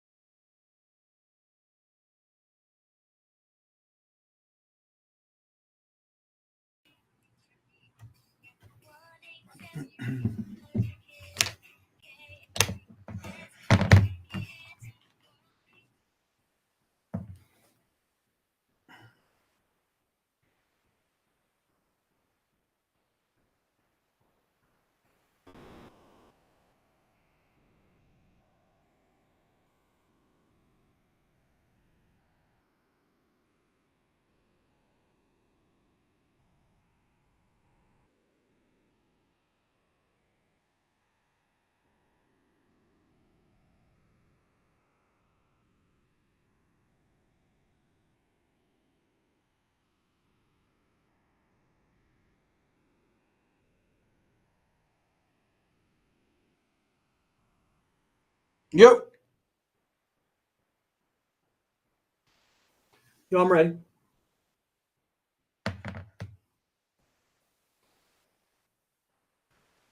Lit. Come on, lit. Come on. Bing, ba-dum, boom. Ding, da-dum, bing, ba-dum, bop, pick-a-doom, ba-dum, bing. Bing, ba-dum, boom, ba-dum, bop, pick-a-doom, dum, bum. Bing, ba-dum, bum, ba-dum, bum, pick-a-doom, doom, doom. Bum, ba-dum, bum.